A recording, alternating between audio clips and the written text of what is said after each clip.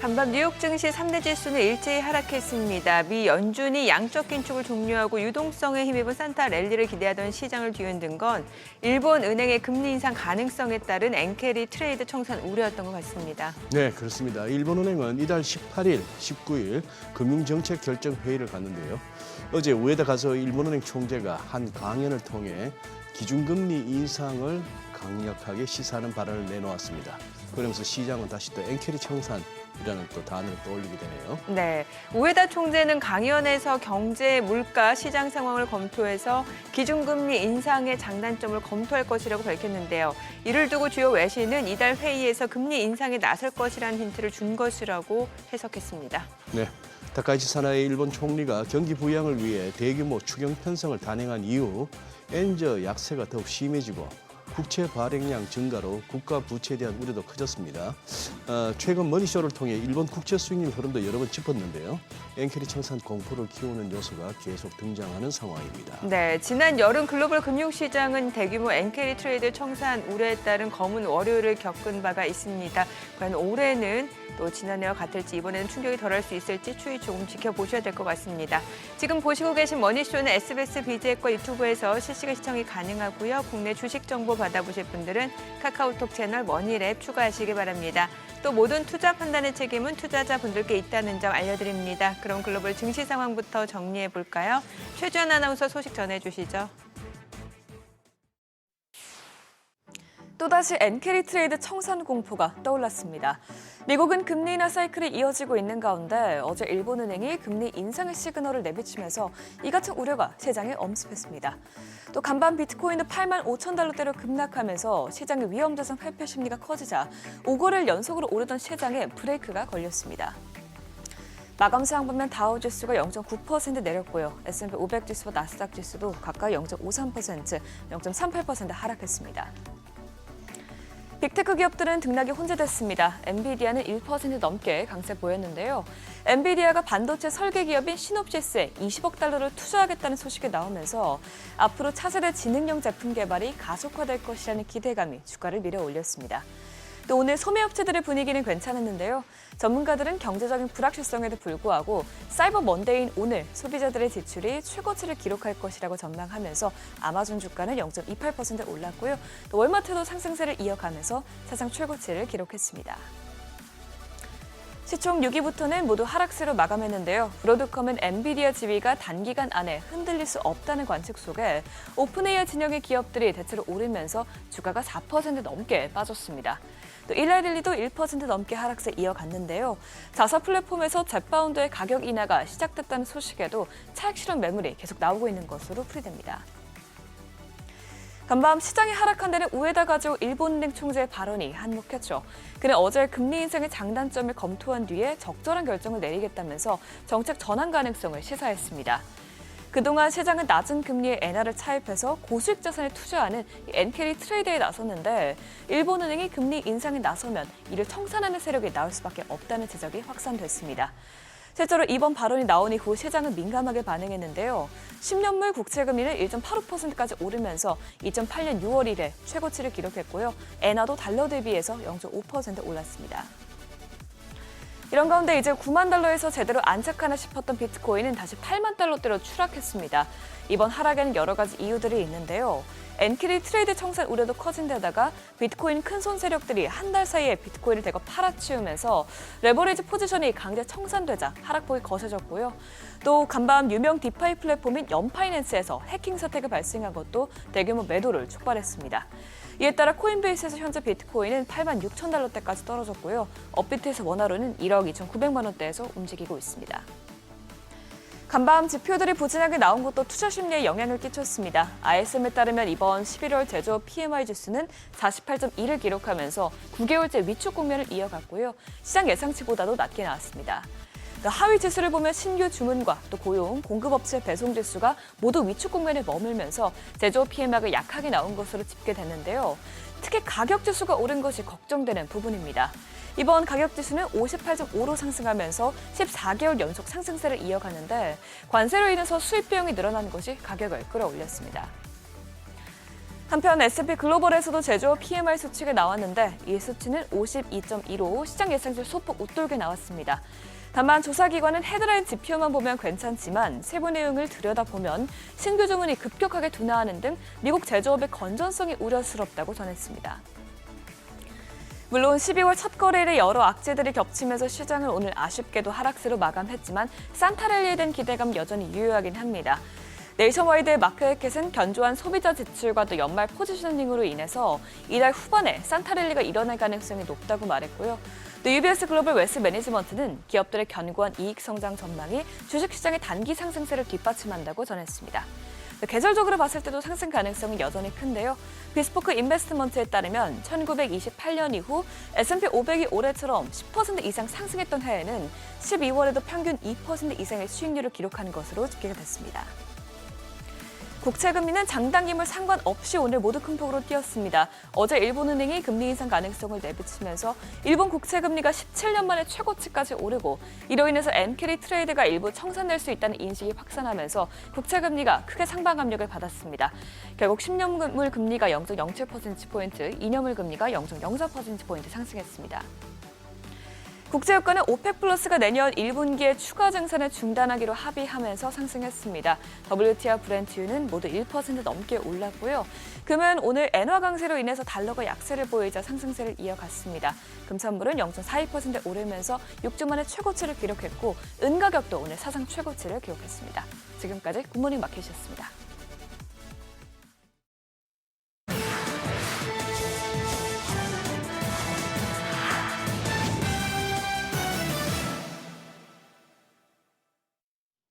외신이 주목한 주요 이슈들 짚어보겠습니다. 비트코인이 또다시 미끄러졌습니다. 밤사이 85,000달러대까지 밀려났는데요.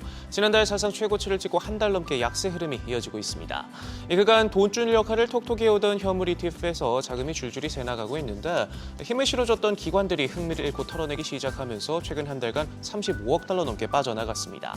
이런 가운데 비트코인 큰손 스트래티지는 굴하지 않고 추가 매입에 나섰습니다. 1,170만 달러를 들여 130개를 사들였는데 이에 앞서 달라진 회사의 스탠스가 이목을 끌고 있습니다.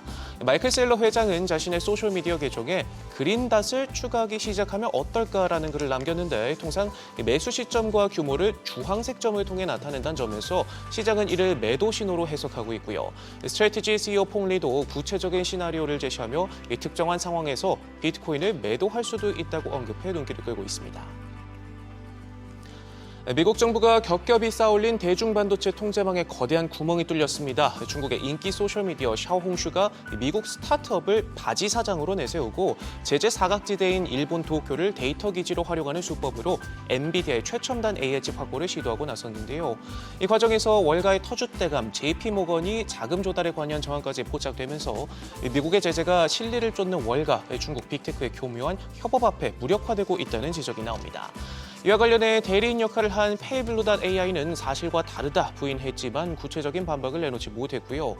또 겉으로는 실리콘밸리 스타트업을 표방하지만 경영진은 중국 색채가 뚜렷해 사실상 이 중국계 자본이 제재 회피를 목적으로 만든 페이퍼 컴퍼니일 가능성이 제기되고 있습니다. 팔란티어, 엔비디아 공매도로 시장을 떠들썩하게 했던 마이클 버리가 이번엔 테슬라를 저격했습니다. 회사의 시가총액이 터무니없이 높다고 지적했는데요. 특히 최근 승인된 머스크의 1조 달러 보상안 패키지를 콕 집어 비판하면서 이로 인해 테슬라는 매년 3.6%씩 자사 주식을 희석시키고 있고 매입도 하지 않는다고 부연했습니다. 오랜 테슬라 약세론자인 버리의 지적처럼 테슬라의 현재 주가는 향후 순익 대비 200배가 넘었고요. 5년간 평균치인 94배를 크게 웃돌고 있는데 버리는 4년 전 테슬라에 약세 베팅을 했지만 곧장 포지션을 청산한 바 있습니다. 손정희 소프트뱅크 회장이 AI 거품론을 정면으로 반박했습니다. 인공지능이 10년 뒤 창출할 부가가치가 전 세계 GDP의 10% 약 20조 달러에 이를 것이라면서 10조 달러를 투자하면 불과 반년 만에 모두 회수할 수 있는데 이런 상황에서 어디에 버블이 있느냐 반문했는데요. 그러면서 최근 엔비디아 지분을 전량 매각한 데 대해선 오픈 AI와 차세대 AI 인프라 투자를 위한 자금을 마련하기 위해서 울며 겨자 먹기로 팔았다. 자금이 무한정 있었다면 단 한 주도 팔지 않았을 것이라고 강조했습니다. 소프트뱅크는 오픈 AI에 우리 돈 50조 원이 넘는 뭉칫돈을 쏟아부으면서 올인하고 있습니다. 이렇게 든든한 백을 얻은 오픈 AI는 연일 투자 소식을 알리면서 광폭 행보를 보이고 있는데 밤사이에도 스라이브 홀딩스에 지분 투자를 한다는 소식이 나왔지만 이번 거래도 최근 이슈가 되고 있는 순환 거래라는 지적이 나오면서 우려를 완전히 털어내지 못한 모습을 보이고 있습니다. 시장에서 금 투자 열풍이 거세지만 조용히 따라오던 은혜의 존재감도 만만치 않습니다. 오히려 더 큰 상승세를 기록하면서 각광받고 있는데요. 올 들어서만 70% 넘게 올라 같은 기간 금을 크게 앞질렀습니다. 이 둘 모두 변동성 속 안전자산 선호 심리 수혜를 입었지만 은의 경우에는 여기에 공급 부족과 산업 수요 확대라는 추가 요인이 겹쳤다는 분석이 나오는데요. 스마트폰부터 AI 반도체까지 다양한 산업 제품의 필수로 쓰이는 만큼 산업재이자 가치저장 자산이라는 두 마리 토끼를 다 잡았다는 평가와 함께 월가는 내년에도 가격 상승세가 이어질 것으로 보고 있습니다. 스위스에서 부자들에게 50% 넘는 상속세를 부과하자는 논의가 있었는데 국민투표에서 부결됐습니다. 약 2,500가구의 초부유층만 대상이 될 것으로 추정됐는데 막상 투표를 해봤더니 반대가 압도적이었는데요. 유권자 78% 이상이 반대했고 전체 23개 주 모두 반대표가 절반이 넘었습니다. 그간 부유층에 추가 과세를 요구하는 목소리가 끊이질 않았지만 스위스 정부와 의회는 초부유층이 해외로 빠져나갈 수 있다며 국가 경제 기반 약화를 경고했고 부자 과세가 가져올 경제적 이득보다 피해가 클 수 있다는 판단이 작용하면서 세계 부자들의 안식처라는 지위를 유지하는 게 나라 경제에 도움이 된다고 본 걸로 풀이됩니다. 지금까지 글로벌 비즈였습니다. 어제장에서 이슈가 있었던 업종 살펴보는 기업 이슈 시간입니다. 국내 이커머스 1위 업체 쿠팡의 대규모 개인정보 유출 여파로 사이버 보안 관련주가 강세 보였습니다. 지난달 29일 쿠팡은 3,400만 명 가까운 고객 정보가 유출된 것으로 파악됐다고 밝혔는데요. 유출된 정보는 고객 이름과 이메일, 전화번호, 주소, 일부 주문 정보 등입니다. 올 들어 대규모 개인정보 유출과 해킹 사고가 연이어 발생하면서 기업들이 보안 인프라 투자에 나설 것이란 기대감이 보안주 상승을 이끈 것으로 풀이됩니다. 대표적으로 올랐던 종목들 살펴보면 소프트캠프와 카티스 같은 종목들은 상한가, 지니언스도 대표적으로 15%대 급등세 보였고 사이버원도 13% 급등하며 마감했습니다. 에코프로가 헝가리의 첫 유럽 생산기지를 완공했다는 소식에 강세 보였습니다. 에코프로는 지난달 30일 헝가리 데브레첸에서 양극재 공장 준공식을 열었습니다. 국내 배터리 소재 기업이 유럽 현지에 생산 거점을 확보한 건 이번이 처음인데요. 에코프로는 내년부터 니켈, 코발트, 알루미늄, 니켈, 코발트, 망간 등 하이니켈 3원계 양극재 양산을 시작할 계획입니다. 해당 소식에 에코프로 그룹주들 전반적으로 강세 보였는데 대표적으로 에코프로가 10%대 상승했고 에코프로 BM도 6%, 에코프로 머티도 3.79% 올랐습니다. 마지막으로 에코프로 HN까지 4% 가까운 상승률 보였습니다. 삼성그룹과 현대차 등 국내 주요 기업이 휴머노이드 로봇 상용화에 속도를 내면서 로봇주 강세 흐름이 이어지고 있습니다. 앞서 삼성그룹은 전 계열사의 로봇, 휴머노이드 활용을 확대할 것으로 알려졌는데요. 이번 정기 임원 인사에서도 로봇 인공지능과 플랫폼을 담당하는 인사들을 배치하면서 로봇 사업에 대한 기대감을 키우고 있습니다. 아울러 현대차 또한 미국 공장에 보스턴 다이나믹스 휴머노이드 로봇을 투입한 것으로 전해지면서 휴머노이드 로봇 상용화에 대한 투심이 개선된 것으로 풀이됩니다. 어제 대표적으로 올랐던 로봇주들 살펴보면 우린 PTS가 18%대 급등했고 CP 시스템도 15%대, 한국 PIM도 12% 넘는 상승률 보였습니다. 마지막으로 SP 시스템까지 7%대 강세 보였습니다. 중일 갈등 반사 수혜가 기대되면서 국내 여행 업종도 강세가 이어지고 있습니다. 다카이치 사나이 일본 총리의 대만 유사식 군사 개입 발언을 불씨로 중국과 일본 양국이 연일 갈등을 이어가는 가운데 중국이 일본행 항공편을 대거 운행 중단하고 일본 가수들의 공연 행사도 잇따라 취소되는 등 중국과 일본의 정치 갈등이 문화 갈등으로까지 번지는 모양새입니다. 그 사이에서 수혜를 볼 것이라고 예상되는 국내 여행주들 주가가 상승하고 있는데요. 대표적으로 올랐던 종목들 살펴보면 면세 관련주와 카지노 관련주 강세 보였습니다. 신세계가 7.59%, 현대백화점도 6.58% 올랐고 카지노 관련주로는 파라다이스가 5.81%, GKL도 3%대 강세 보였습니다. 지금까지 기업 이슈 전해드렸습니다.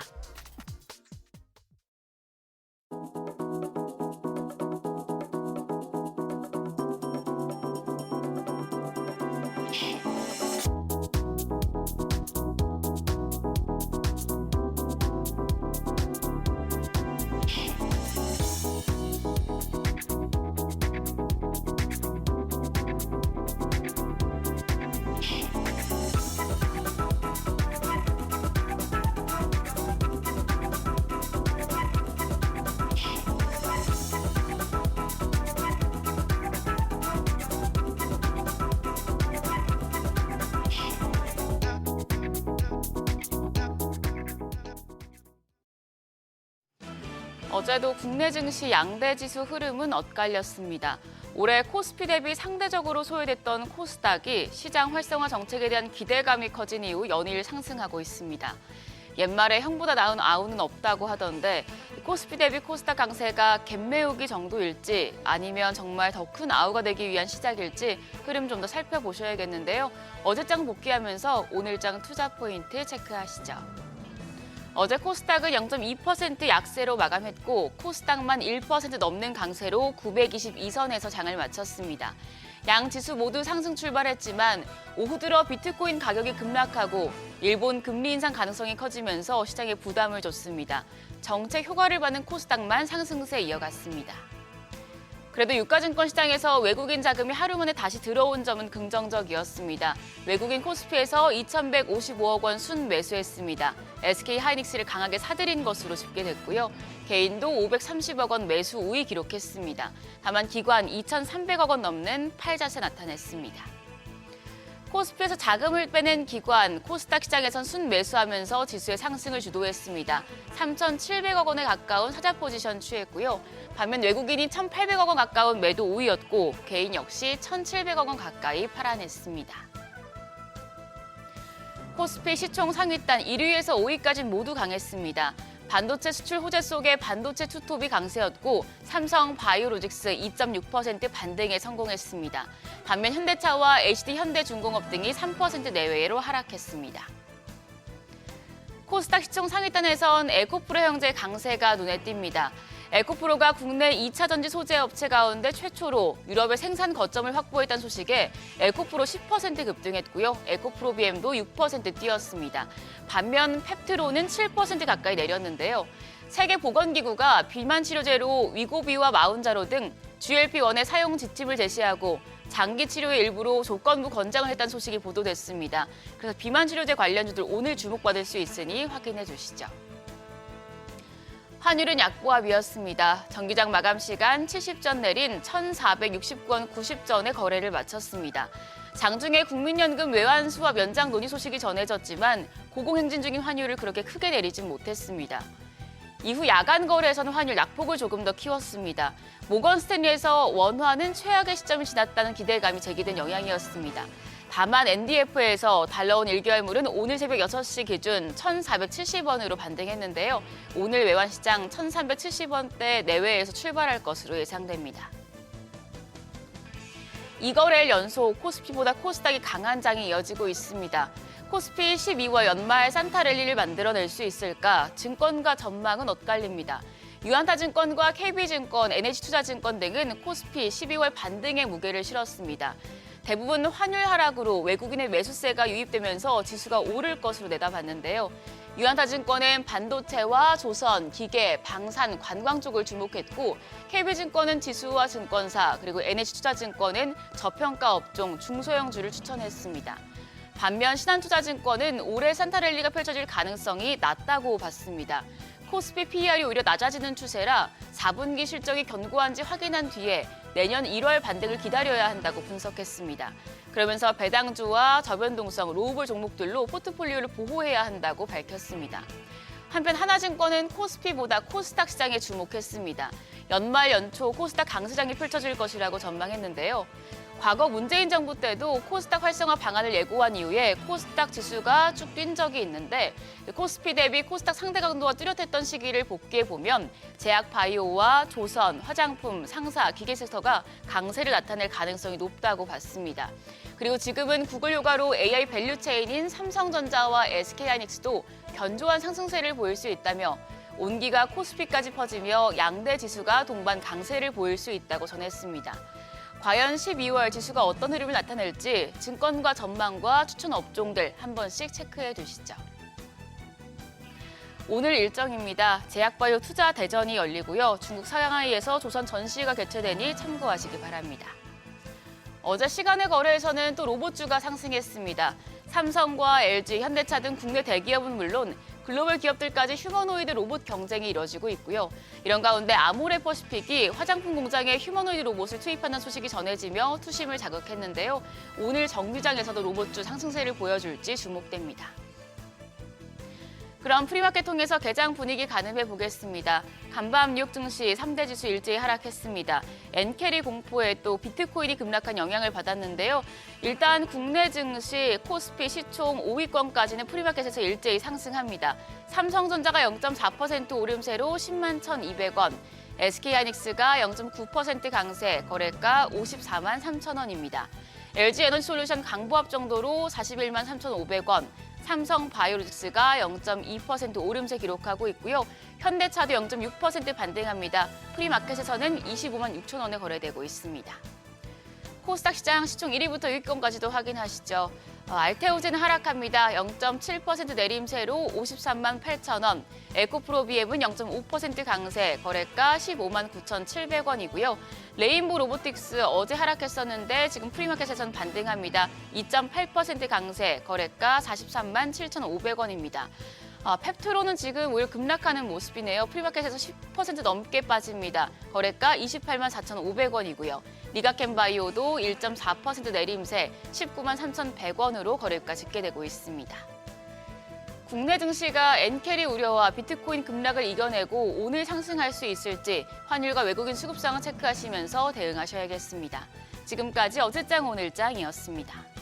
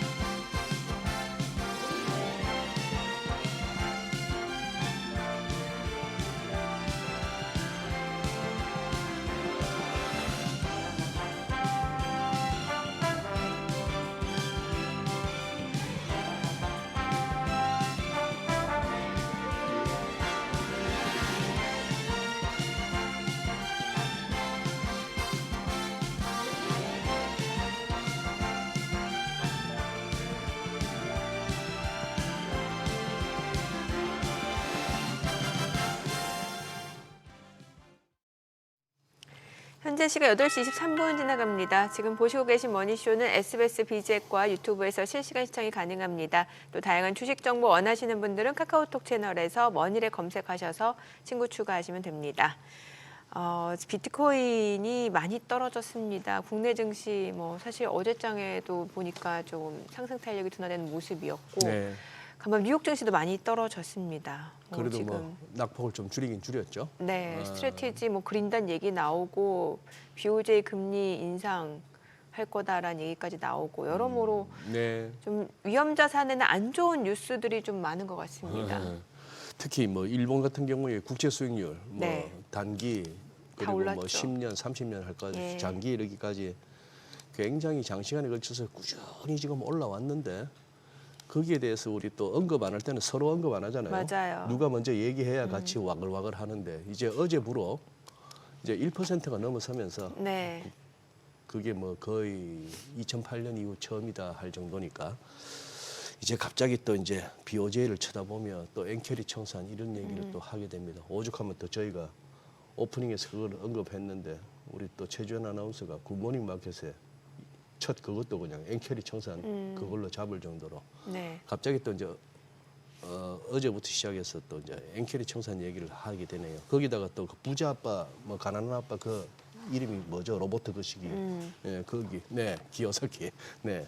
거기도 지금 그걸 갖다 문의를 제기하고 했는데 시작도 안 해서 저렇게 어떤 다카이치 노믹스도 아니고 사나이 노믹스라 그러던데 제대로 시작도 안 했는데 조금 이렇게 난관에 부딪히는 모습 네. 일본은 네, 그런 네. 모습도 보이긴 합니다. 네. 여기다 중국 인민은행은 스테이블 코인이 불법 활동이라고 또 규정까지 해버리니까 중국에서요. 예, 스테이블 코인 불법 활동이라고 했는데 또 비트코인 시세가 떨어지는 거 보면 글쎄요, 잘 모르겠어요. 중국이 불법을 논하는구나. 네, 그래요.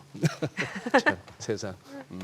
네, 오늘 함께 해주실 분 모셔보도록 하겠습니다. LS증권 리서치 전략팀 정다운 애널리스트 함께합니다. 어서 오세요. 어서 오세요. 오랜만입니다. 안녕하십니까. 예.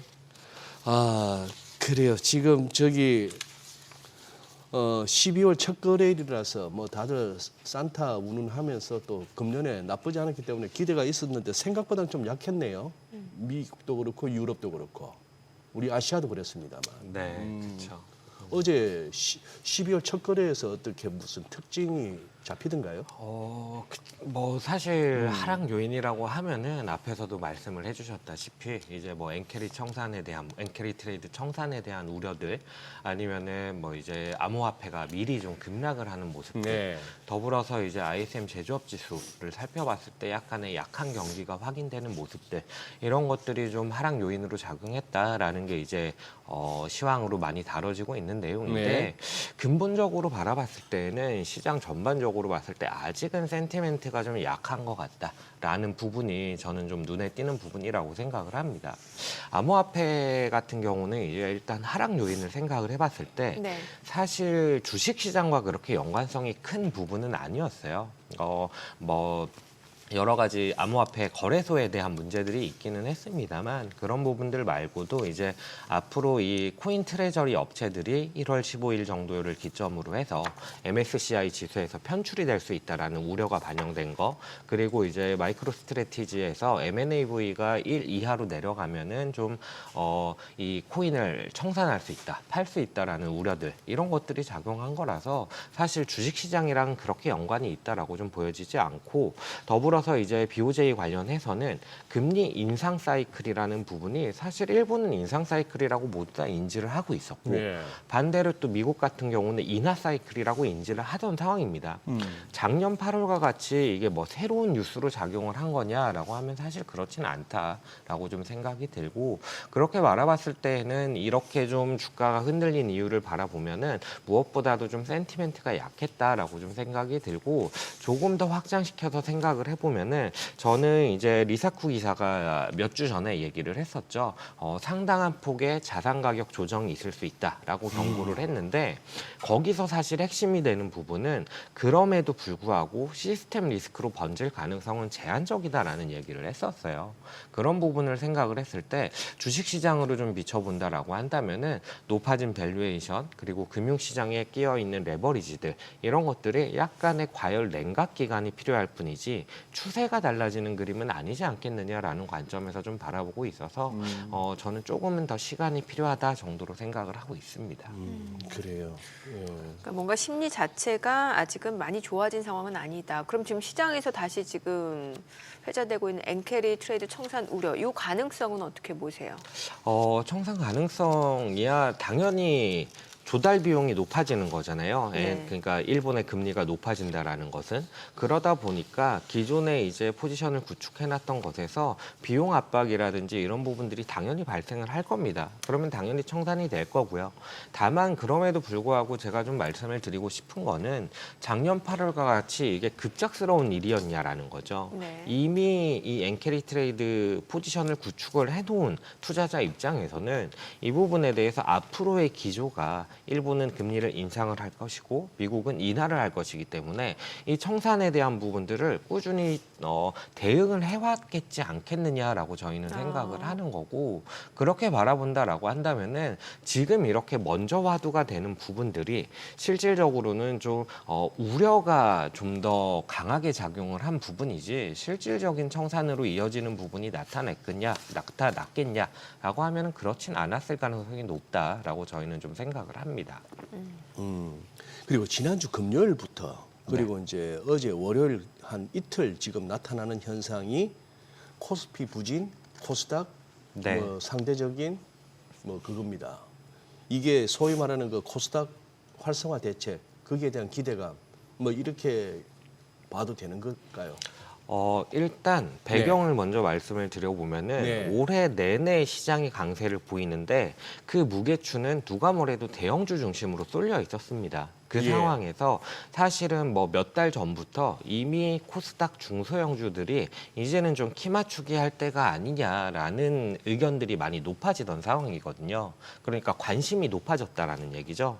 그 상황에서 이제 직접적인 트리거가 된 것은 정부는 뭐 나중에 부인하기는 했습니다만 이 코스닥에 대해서 활성화 정책을 발표할 것이라는 보도가 있으면서 이게 좀 트리거로 작용한 게 아니겠느냐라는 관점에서 접근을 하고 있고, 숫자로 조금 말씀을 드려보면은 원래 코스피와 코스닥을 생각을 해보면은 사실 우리나라 경제를 이루는 기업들이 구성이 되어 있는 거라서 크게 뭔가 방향성이 엇나가는 그림보다는 그래도 한국 주식으로서 움직이는 모습을 보입니다. 근데 코스피가 코스닥 대비해서 연간 수익률, 1년 동안의 최근 1년 동안의 수익률을 보면은 코스피가 40%포인트 가까이 아웃퍼폼을 하는 상황이었어요. 그러다 보니까 이렇게 좀 격차가 벌어졌다라는 건데, 이 40%포인트라는 수치가 최근 한 20년 동안에 가장 크게 벌어진 격차입니다. 그러다 보니 그만큼 코스닥이 배제되어 있었고, 코스닥의 키 맞추기라는 부분을 기대하는 상황에서 무언가 정책적인 움직임이 있다 보니까, 기대감이 생기다 보니까 이렇게 좀 작용을 한 게 아닌가, 이렇게 좀 생각이 됩니다. 그러면 뭐 코스닥은 업종 불문, 종목 불문 다 그냥 나쁘지 않을까요? 코스닥에 대해서는 일단 뭐 업종이라든지 이런 것들을 생각을 했을 때 저는 키 맞추기 관점으로 본다 그러면은 시기적으로는 뭐 연말 연초 정도까지 강세 기간으로 생각을 하고 있고, 업종 단으로 바라봤을 때는 사실 코스닥 같은 경우는 실적 단으로 이렇게 많은 설명이 되는 종목들이 있다기보다는 약간의 꿈과 희망을 가지고 좀 접근하는 종목들이 많습니다. 그러다 보니까 상대적으로 PBR도 좀 높은 레벨을 보이는 모습들을 보이고요. 그러다 보니까 뭐 제약바이오라든지 뭐 로봇이라든지 2차 전지라든지 이런 것들이 있는데, 이렇게 좀 시가총액상으로 대형주에 포함되는 것들, 이런 것들이 아무래도 코스닥 시장에서는 좀 선호되는 종목이지 않을까라고 생각이 들고, 연기금 쪽에서 이제 자금을 뭐 코스닥 비중을 높인다라고 했을 때에도 상대적으로 시총 비중이 큰 것들, 사이즈가 큰 것들이 수혜를, 그러니까 투자 대상으로 선정이 될 가능성이 높다 보니까 코스닥 대표 업종들이 당연히 좋지 않겠나, 이렇게 좀 생각이 됩니다. 대표 업종이라 하시면 대표 업종이라고 한다면은 네. 뭐 제약바이오라든지 네. 아니면 2차 전지라든지 아니면은 반도체 소부장 업체라든지 아니면은 시가총액은 그렇게 크지는 않습니다만 창투사 종목들이 있거든요. 이런 것들이 이제 정책적으로 좀 수혜가 기대가 되기 때문에 얘네들을 좀 보는 게 어떨까 생각이 됩니다. 사실 코스닥은 상대적으로 좀 소외됐던 측면이 있고, 그동안 이제 올 연초부터 많이 올랐던 게 이제 코스피니까. 네. 그러다 보니까 최근에 이제 코스닥과 약간 엇갈린 행보를 보이는 부분에 대해서는 뭐 괜찮은 상황이다라는 그런 평가도 있는 상황이긴 합니다만, 상대적으로 코스피가 그럼 최근에 좀 부진한 배경은 그거 말고는 또 뭐가 있을까요? 코스피가 상대적으로 부진한 배경은 저는 무엇보다도 이 과열을 냉각하는 과정에서 너무나 많이 올랐던 부분들이 약간은 좀 정리가 되는 부분이 있지 않나라고 좀 생각이 네. 들고, 더불어서 이제 AI에 대해서 약간의 논란이 불거지는 부분들, 그리고 이 원달러 환율이 워낙 상승을 하다 보니까 외국인 수급이 우리나라 시장에서 약간 이탈하는 모습들, 이런 것들 때문에 코스피가 약간은 부진한 모습을 보였고, 그에 따라서 괴리가 벌어졌던 코스닥에 관심이 더 쏠리는, 왜냐하면 우리나라 시장 같은 경우는 코스피랑 코스닥이 약간의 대안적인 성격으로 움직이는 경향들이 있기 때문에, 그러다 보니 이런 양상이 좀 나타나지 않았나, 이렇게 좀 생각이 됩니다. 어쨌거나 연초 이후로 보면은 여전히 세계 주요 증시 가운데 지수 상승률 톱은 우리 코스피예요. 어제까지 63.38%. 그다음 2등이라 해봐야 그리스가 42%인데 저기 뭐 어딥니까? 나스닥 한참 저 밑에 가 있네요. 20.5%. 이 정도 되면 우리 정다운 애널리스트는 이렇게 또 퀀트 출신이라서 숫자로 접근하시잖아요. 어느 정도 우리 조금 덜어냈나요? 우리 한국 증시의 저평가. 저평가 요인을 어느 정도는 좀 해소한 부분이 있다라고 네. 생각이 됩니다. PBR로 보면은 지금 우리나라 증시가 한 1.3배 정도까지 거기까지 올라섰거든요. 예, 근데 원래 우리나라 증시의 PBR 레벨로 보면은 이 수출 증가율이 상당히 좀 좋아지는, 그러니까 증가율 자체가 점점 더 높아지는, 예. 가속한다고 하죠. 예. 그럴 때 이제 PBR 1배를 넘어서서 대략 한 1.2배 정도, 3배 정도를 고점으로 형성을 하는데, 지금 상황으로 보면은 사실 수출 증가율이 반도체 때문에 뒤늦게 좀 올라오는 모습이 있었기는 합니다만 그럼에도 불구하고 이렇게 1.3배 이상까지 미리 좀 올라갔다라는 부분은 무엇보다도 증시 활성화 정책에 대한 부분들이 우리나라 시장의 디스카운트 요인을 좀 해소한 부분이 있다라고 생각이 들고 업종별로 보더라도 뭐 증권이라든지 뭐 은행이라든지 이런 종목들 아니면 뭐 시가총액 대형주들을 살펴봤을 때 주주 환원에 대한 정책들을 이렇게 좀 만들어서 제시를 하는 부분들이 확인이 됩니다. 그 말은 그만큼 주주의 가치에 대해서 이제는 좀 더 보호하는 시장으로 넘어갔다라는 부분이 확인이 되는 거라고 저는 생각을 하고 있어서 디스카운트 요인이 일정 부분 해소된 게 아닌가라고 좀 생각이 됩니다. 우리 그동안 거의 뭐 국룰이다시피 했던 게 PBR 0.8 정도 가면 이제 어떤 종목을 사느냐는 또 다른 문제지만 0.8 정도 가면 이제 슬슬 한번 시장에 진입할 때다라고 생각했고 PBR 한 1.2 이상이나 그쯤 오면은 이제 좀 덜어내자 이거였거든요. 근데 지금 한 벌써 1.3까지 왔다면서요. 네, 약간 그럼 맞습니다. 패러다임이 달라진 건가요?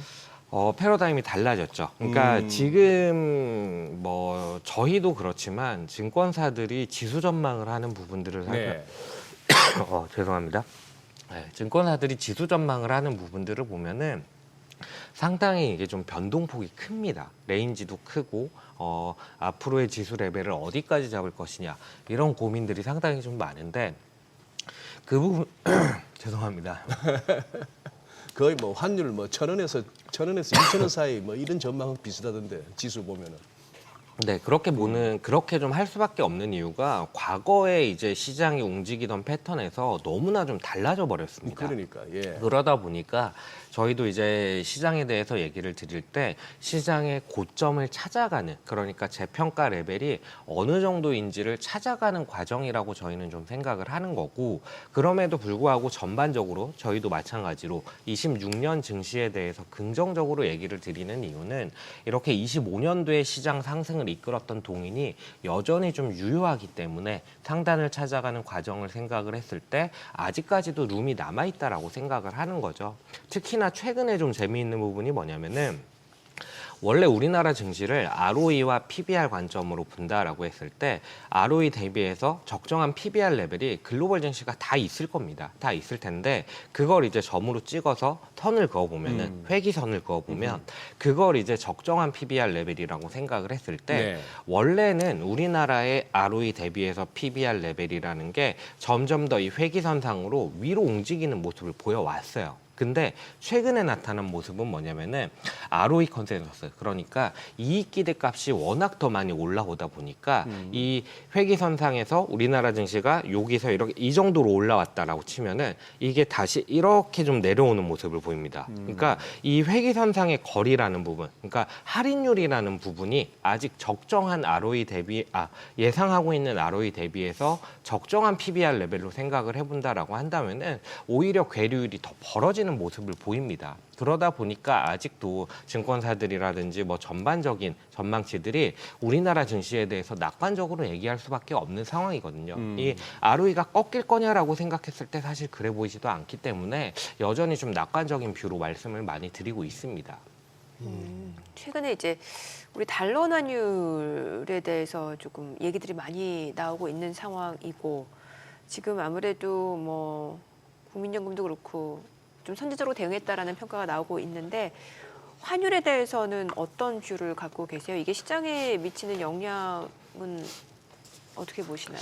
원달러 환율 네. 같은 경우는 저희는 아직은 레벨이 상당히 높은 수준이기는 네. 합니다만 앞으로의 그림을 생각했을 때 여전히 하방 안정을 기대를 하고 있습니다. 하방 안정이라고 하면 어느 정도로 말씀하시는 거예요? 레벨로 치면은 사실 저희 하우스뷰가 아마 1,370원까지 연말로 봤을 때에는 올해 연말이요? 내년 연말입니다. 내년 연말 네, 그쵸. 1370. 네, 그 정도까지 바라보고 있고 왜 이렇게 안정을 환경에 대해서 좀 얘기를 드리냐면은 너무나 뭐 다 얘기하고 있는 것처럼 원달러 환율이 올라갈 이유들은 많습니다. 해외 투자가 늘어났고 기업들은 달러를 벌어서 원화로 환전하지 않는 상황이고 우리나라의 M2는 늘어났고 이런 부분들을 생각해 보면 맞는 얘기기는 합니다. 다만 이제 환율에 대해서 펀더멘탈리 접근을 해본다라고 했을 때 두 가지를 좀 말씀을 드릴 수가 있어요. 하나는 내외 금리차, 그리고 또 다른 하나는 무엇보다도 상대적인 경기 모멘텀, 이렇게 좀 얘기를 드리는데 연준 같은 경우는 아시다시피 금리 인하 사이클을 이어갈 거고 트럼프 대통령이 원하는 마음속에 있다는 그 지명자 뭐 해셋일 가능성이 많이 거론이 되고 있기는 한데 그런 상황이라고 한다면은 금리는 추가적인 인하 가능성이 더 높아지는 거거든요. 근데 우리나라 같은 경우는 최근에 이제 금통이 열렸던 부분들을 살펴보면은 추가적인 인하를 생각을 하기보다는 최소한 동결을 좀 이어나가는 부분들을 생각을 할 수 있는 거고 그러면 내외금리차라는 부분이 좁혀지는 부분을 기대할 수 있다라는 측면 그리고 두 번째로 경기 모멘텀에 대한 부분을 얘기를 드렸는데 상대적인 경제 성장률을 말씀을 드리는 거거든요. 근데 내년도 우리나라 성장률을 살펴보면은 제 기억에 한 1.8%포인트까지 올라서는 모습을 보였던 걸로 기억을 하거든요. 미국 같은 경우는 여전히 높은 성장률을 구가하고 있습니다. 다만 이 격차라는 부분이 중요한 건데 이게 좁혀지는 그림으로 예상이 된다라고 한다면은 이 역시도 워낙 약세 요인들을 일정 부분 해소할 수 있는 경감시킬 수 있는 부분이기 때문에 저희는 원달러 환율의 하락 안정을 좀 기대를 하고 있습니다.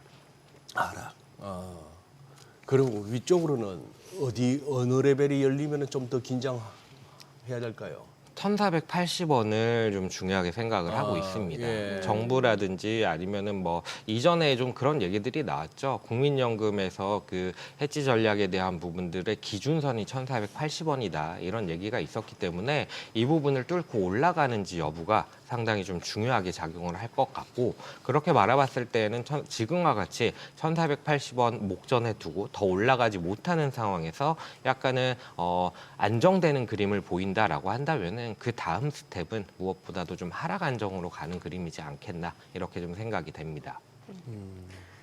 네. 지금 말씀 주신 내용 들어보면은 지금 전반적으로 시장을 둘러싼 투자자들의 심리가 약간 위축된 감은 있지만 그래도 여전히 좀 추세적으로 봤을 때는 우상향이다라는 얘기신 것 같아요. 뭐 혹시라도 그래도 좀 시장에 뭔가 좀 안 좋은 영향을 줄 수 있는 변수가 있다면 어떤 것들을 조금 체크하고 계시나요? 변수로 저희는 세 가지를 좀 말씀을 세 가지. 드리고 있는데 한 가지는 이제 가장 저는 좀 주목해서 보고 있는 부분이 아이파에 근거해서 트럼프 대통령이 상호관세를 부과했는데 네. 여기에 이제 사법적인 판단이 이제 곧 내려질 건데 이 네. 부분이 가장 큰 불확실성으로 보고 있고 두 번째로는 이제 반이민 정책 그리고 세 번째로는 AI에 따라서 고용이 대체된다라는 부분 이렇게 세 가지를 말씀을 드리고 있습니다. 네.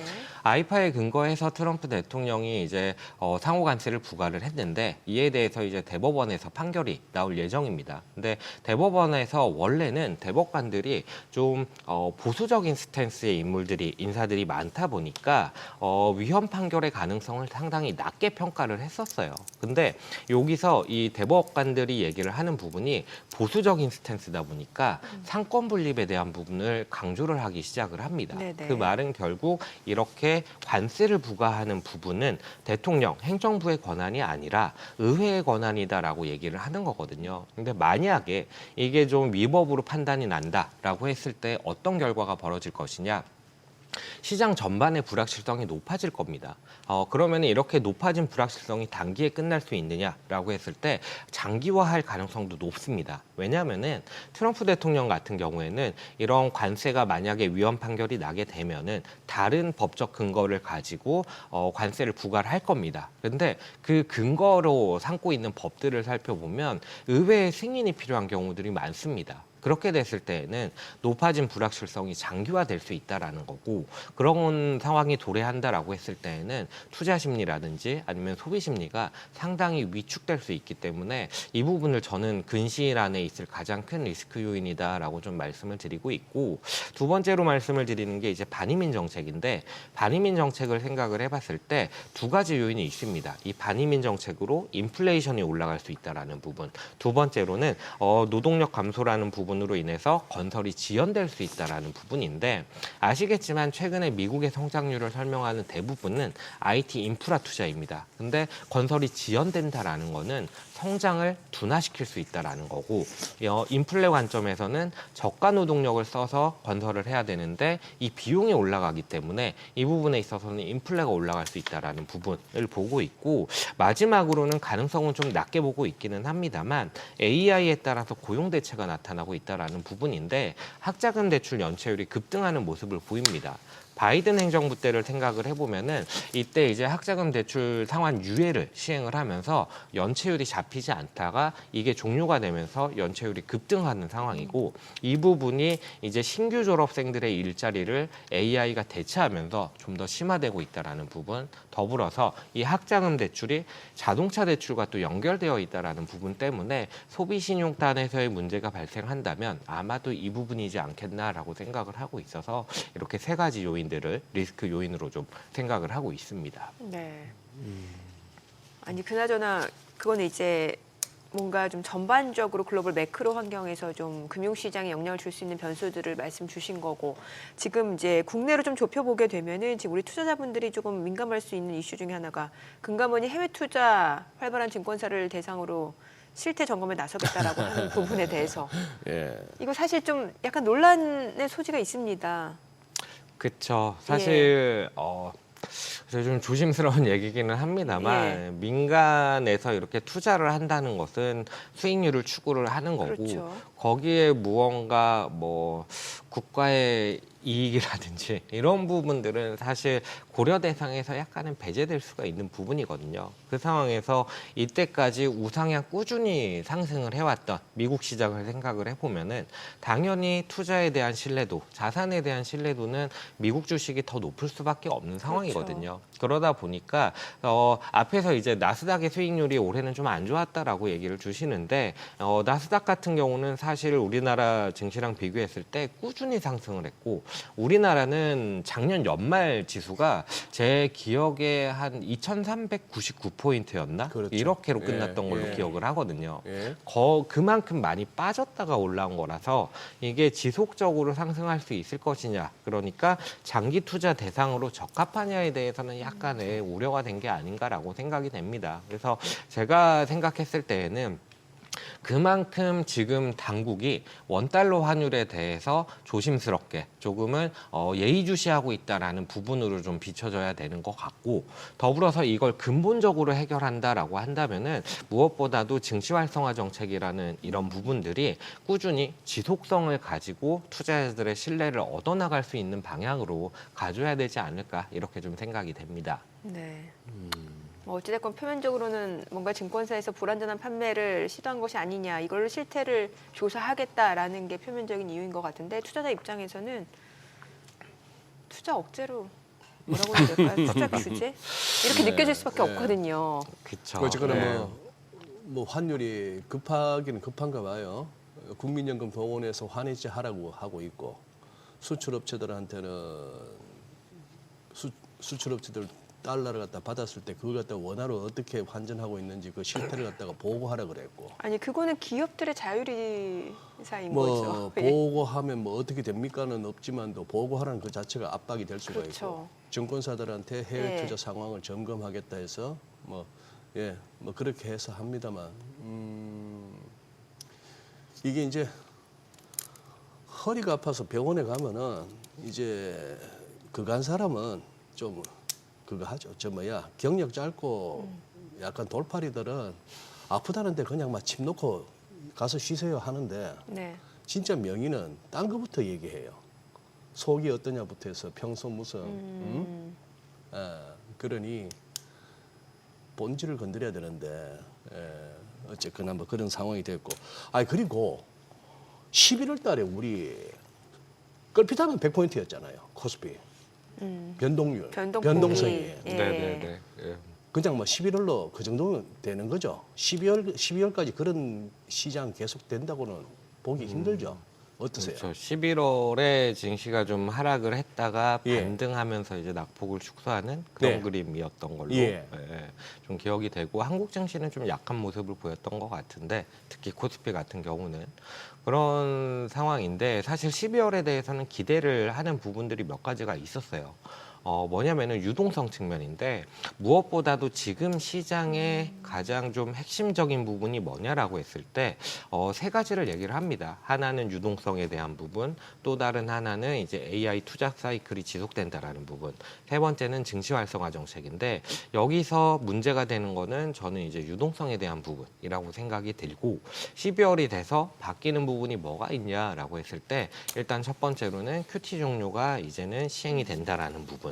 그 말은 결국 이제 연준이 유동성을 흡수하는 부분이 이제는 더 이상 흡수하지 않는다라는 부분이기 때문에 저는 사실 이 부분을 조금은 기대를 했었고 근데 12월이 돼서 이제 첫 거래일을 지나고 나서 보니까 아직까지는 좀 센티멘트가 약한 모습들이 확인이 된 상황이다라고 좀 보여지고 그러면은 이게 어디까지 좀 이어질 것이냐라고 했을 때 사실 그 부분은 알기는 좀 어렵죠. 다만 반전 포인트로 작용을 할 수 있는 게 앞으로는 뭐가 있냐라고 했을 때 조만간 이제 12월 FOMC가 있을 예정인데 여기서 이제 좀 금리 인하라든지 좀 완화적인 스탠스가 나온다라든지 이런 부분들을 좀 기대를 할 수가 있는 것 같고 또 한 가지는 이제 트럼프 대통령이 조만간 차기 연준 의장을 지명을 할 것이다라는 얘기들이 계속 나오고 있는 상황인데 여기서 이제 트럼프 대통령 마음속에 있는 그 인사는 무조건 좀 완화적으로 경제가 성장하는 방향으로 그런 좀 통화 정책을 펼칠 가능성이 높은 인사이지 않겠나라고 좀 생각이 되어서 저는 일단 QT 종료에 대한 부분이 반영이 안 돼. 그러니까 좀 시장을 돌려세우는 부분은 좀 약했던 게 아쉽기는 합니다만 그럼에도 불구하고 여전히 유동성 측면에서 가장 문제가 되고 있는 유동성 측면에서 무언가 좀 반전 포인트들이 나타나 있는 상태이기 때문에 이 부분을 생각을 해보면은 저는 여전히 뭐 최소한 FOMC 이후 하반월 같은 경우에는 좀 나은 시장으로 가지 않겠나, 낙폭을 좀 회복하는 그림이지 않겠나 이렇게 좀 생각을 해봅니다. 네. 자, 지금 시각 8시 52분 향해 갑니다. 오늘 양시장 호가 상황 체크해 보겠습니다. 먼저 코스피 예상 체결 지수부터 확인해 보죠. 오늘 0.3% 상승 예상되고요. 3,934로 집계가 됩니다. 코스닥은 오늘 약보합권 예상되죠. 921이고요. 시가총액 상위 종목 예상가 보도록 하겠습니다. 삼성전자 오늘 0.4% 상승 예상됩니다. 지금 호가는 10만 1,200원, SK하이닉스 1.6% 상승 예상됩니다. 지금 예상 체결가는 54만 7천 원이고요. LG에너지솔루션 보합권 출발 예상되고 있고요. 삼성바이오로직스가 0.6% 상승 예상됩니다. 호가는 165만 9천 원. 삼성전자 우선주가 2.8% 상승 예상되고요. 현대차 0.5% 오름세 예상됩니다. 지금 호가 25만 6천 원. KB금융 지금 예상 체결가 12만 8,200원이네요. 1.5% 상승 예상되고요. 두산에너빌리티 예상 체결가는 7만 4천 원으로 1% 하락 출발 예상됩니다. HD현대중공업이 52만 5천 원, 1.9% 상승 예상되고 기아는 보합권 예상되고 있습니다. 코스닥 시가총액 상위 종목 예상가도 보도록 하겠습니다. 알테오젠 지금 호가에서는 보합 예상되고 있는 상황이고 에코프로비엠, 에코프로는 지금 보합권 각각 호가 15만 8,500원, 9만 3,100원이고요. ABL바이오 예상가는 19만 6,700원, 레인보로보틱스가 3% 강세가 예상됩니다. 호가 43만 9,500원으로 나타나고 있죠. 리가캠바이오가 1% 하락 예상되고요. 예상 체결가 19만 3,000원, 코오롱티슈진 보합권, 펩트론이 10% 지금 호가에서는 좀 하락 출발 예상되고 있는 상황인데 개장하고 추이 좀 보셔야 될 것 같고 HLB가 1.5% 상승 예상됩니다. 예상가가 49,300원, 삼천당제약은 예상 체결가 22만 4천 원으로 하락 출발 예상되고 있습니다. 자, 일단 호가 분위기는 양시장이 지금 이제 코스피가 오늘은 좀 상승이 예상되는 상황인데 글쎄요 요즘 들어서 보면은 좀 오후 들어서 좀 상승폭 자체를 많이 반납하고 있다 보니까 이게 좀 시장의 흐름을 예측하는 게 쉽지는 않은 상황인 것 같습니다. 예, 그렇네요. 뭐 지금 저 정도면 이제 야간 네. 선물 마감하고 거의 비슷한 상황인데 뭐 코스닥이 코스피를 갖다가 아웃퍼폼 하던 거에 그냥 이틀로 끝인가 싶기도 하고 한번 네. 개장을 해봐야 되겠네요. 저기 정다운 애널리스트님, 네. 지난 11월 수출입 지표 한번 살펴보셨나요? 네네. 아니 근데 이제 반도체 좋은 건 알겠는데 자, 이제 자동차가 조금 그거 해요. 어제 러트닉 상무장관이 이제 한국도 11월 1일로 소급해서 자동차 관세 15%로 적용하겠다. 일본하고 EU하고 같이 하겠다 해서 한시름 들긴 들었습니다. 이제 구체적인 뭐가 이제 나오네요. 나오는데 우리가 이제 그 뭐 대미 투자액으로 약속했던 3,500억 불 중에 이제 2,000억 불 그게 이제 관련한 법안이 뭐 상정되고 이러니까 미국도 성의를 표시하는 것 같습니다만 반도체하고 지금 이 자동차하고 조금 살펴보시니까 어떻게 자동차 부분이 좀 궁금해요. 그렇죠. 자동차에 대해서는 네. 어떻게 좀 접근을 하느냐. 소외되어 있고 연말이나 뭐 연초가 되면은 배당에 대한 부분들이 좀 부각이 될 수 있습니다. 그런 관점에서 보면은 충분히 접근할 만하다라고 좀 생각이 되고, 다만 자동차가 추세적으로 강세를 보일 시장이냐, 이게 사실은 제가 좀 제일 고민하는 부분이기는 합니다. 이거를 조금 시선을 넓혀서 바라본다라고 하면은 과연 미국의 소비 수요가 회복되는 구간으로 넘어갈 것이냐라는 부분으로 가는 거거든요. 이 자동차라는 게 너무나 뭐 당연한 얘기지만 대표적인 경기에 민감하게 움직이는 소비재 업종, 소비재입니다.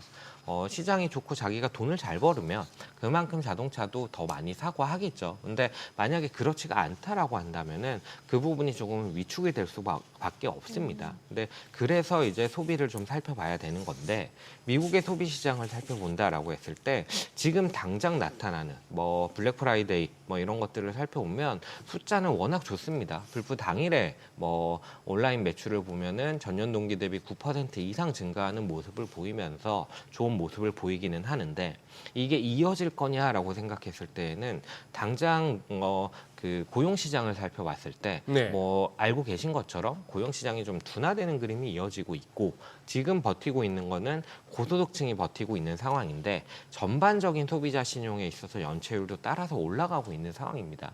그렇기 때문에 여기에 대해서는 아직 기본 시나리오는 저희는 내년도 소비에 대한 부분들이 좀 둔화되는 그림이 될 가능성이 높지 않겠나라고 좀 생각을 하는 거고, 다만 제가 고민하고 있다라는 부분을 얘기를 드린 거는 네. 정책 때문입니다. 정책을 생각을 했을 때 금리 인하에 대한 부분이 첫 번째인데, 금리 인하가 작년 9월에 시작이 처음으로 됐습니다. 연준을 봤을 때. 그러면은 보통 이 금리 인하가 단행이 되고 대략 한 18개월 정도의 시차를 두고 경기에 영향을 미친다라고 생각이 되는데, 그렇게 보면은 이제 1년이 넘게 지난 상황이기 때문에 내년부터는 약간의 효과가 있을 수 있지 않을까라는 부분. 그리고 더불어서 지금 시장 전반에서 슬금슬금 얘기가 나오는 부분인데, 지금 경기는 안 좋지만 내년을 생각을 했을 때 트럼프 대통령이 임명하는 연준 인사가 당연히 금리를 더 인하할 것이고, 더불어서 11월에 이제 중간 선거를 앞두고 트럼프의 지지율이 상당히 지금 낮아져 있는 상태이기 때문에 돈을 펑펑 쓰는 확장 재정을 좀 강하게 쓰지 않겠나라는 얘기들이 나오거든요. 그러면은 정책적으로는 소비에 대한 기대감을 일부 좀 끌어올릴 수 있는 부분이 있기 때문에 이 부분을 저희는 좀 고민을 하는 거라고 보시면 될 것 같고요. 그래서 기본 시나리오는 둔화의 무게를 두고 있으나 앞으로의 정책 발표를 저는 주목을 해서 조금 저희의 뷰를 좀 바꿀 만한 부분이 있는지 좀 고민을 해나갈 그런 생각입니다. 왜 우리 흔히 하는 비유로 물컵에 물이 반 있을 때 뭐 반밖에 없네 하는 거하고 반이나 있네 하고 뉘앙스가 다르잖아요. 그렇죠. 좀 전에 이제 미국 상무장관이 한국도 자동차에 대해서 일본과 EU와 형평성을 갖춰서 15%로 한다. 이게 딱 듣는 순간에 정다운 애널리스트는 이게 호재로 느껴지세요? 악재로 느껴지세요? 왜냐하면은 이게 25% 두드려 맞나 싶다가 15% 하니까 그거 하긴 한데요. 우리 자동차 관세 없었거든요.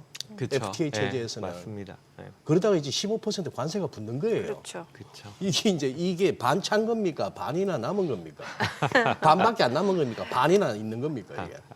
글쎄요, 이게 그런 얘기를 하기에는 너무나 이미 좀 많은 뭐 정말 극단적으로 소외되어 있다가 이게 어느 정도 좀 회복을 한 상태이기도 하고, 이러다 보니까 사실 그런 얘기를 하기에는 지금 수준으로 봤을 때는 그냥 뭐 정상화되었다. 왜냐하면 형평성을 맞춘다라는 예. 관점에서는 정상화되었다라고 예. 좀 표현을 하고 싶고, 다만 말씀하셨다시피 관세가 사실은 없었는데 추가로 15%가 생겼다라는 거는 사실 좀 뭐 그냥 재미로 하는 얘기기는 합니다만 트럼프에게 좀 놀아난 게 아닌가 이런 좀 생각이 들긴 합니다.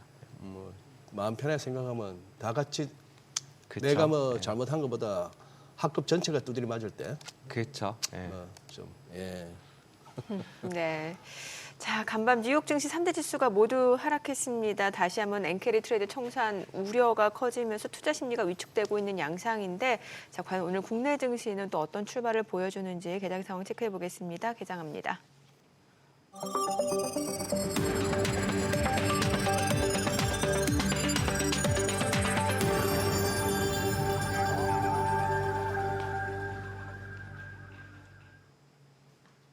네, 12월 2일 화요일 국내 증시 개장했습니다. 지금 비트코인이 한때 83,000달러까지 내려가면서 지금 2달 정도 최근 2달 사이 비트코인 시세가 한 30% 조정을 받는 상황이고, 이 가운데 지금 엔캐리 트레이드 청산 우려 커지고 있습니다. 아무래도 우에다의 금리 인상 가능성 발언이 시장에 많은 영향을 미칠 수밖에 없는 것 같습니다.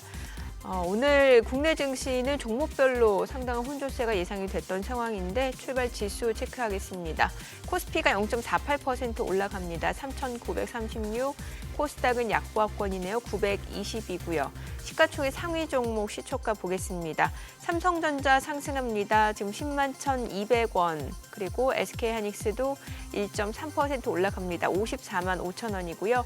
LG에너지솔루션도 상승합니다. 41만 4천 원. 삼성바이오로직스 165만 5천 원. 삼성전자 우선주도 1% 올라갑니다. 7만 7,100원이고요. 현대차도 1.5% 상승합니다. 25만 9천 원. KB금융도 올라가네요. 12만 7,300원. 두산에너빌리티는 보합권으로 7만 4,800원. 그리고 HD 현대중공업 0.9% 올라갑니다. 52만 원이고 기아도 상승합니다. 11만 3,400원에 거래되고 있습니다. 코스닥 시가총액 상위 종목 시초가입니다. 지금 알테오젠 1% 하락하네요. 53만 6천 원. 에코프로비엠도 떨어집니다. 보합으로 지금 낙폭을 축소하네요. 밑꼬리 달고 올라옵니다. 15만 8,700원. 그리고 에코프로는 0.9% 하락합니다. 9만 2,100원이고 ABL바이오가 2% 떨어집니다. 19만 2,400원. 레인보로보틱스는 2% 상승합니다. 지금 43만 3,500원. 리가캠바이오가 1.8% 하락합니다. 19만 2,200원. 그리고 코롱티슈준도 떨어집니다. 8만 4,800원. 펩트로는 보합이고 HLB가 2% 상승합니다. 4만 9,650원. 삼천당제약은 1% 떨어지네요. 22만 2천 원에 거래되고 있습니다. 오늘 시장에서 특징을 보여주고 있는 섹터 종목들 좀 체크를 해보도록 하겠습니다. 오늘 자동차 쪽 흐름 좋습니다. 지금 자동차 앞서 보셨다시피 이제 뭐 현대차, 기아뿐만 아니라 한원시스템 지금 5% 넘게 올라갑니다. 3,845원. 그리고 현대모비스도 1.6% 상승 중이고요. 성우하이텍도 7,020원, HL만도 3.5% 상승 중이고 현대위아도 2% 오름세고 KG모빌리티도 9% 강세를 보여주고 있습니다. 그리고 SJG 세종도 3.4% 올라갑니다. 오늘 자동차 쪽 흐름 좋고요. 카지노 쪽 롯데관광개발이 9% 강세입니다. 21,600원이고 파라다이스도 3.4% 올라가고요. GKL도 1.4% 오름세입니다. 15,180원. 토비스코텍은 보합권에 머물러 있는 모습이고 조선 쪽도 좋습니다. 오늘 HJ중공업이 3.9% 상승합니다. 22,300원이고요. 하나오션도 2% 올라갑니다. 107,400원. 삼성중공업, HD한국조선양도 1% 안팎으로 올라가고요. HD현대미포는 보합권이네요. 그리고 또 올라가는 섹터가 지금 보니까 유리기판 쪽 흐름 좋습니다.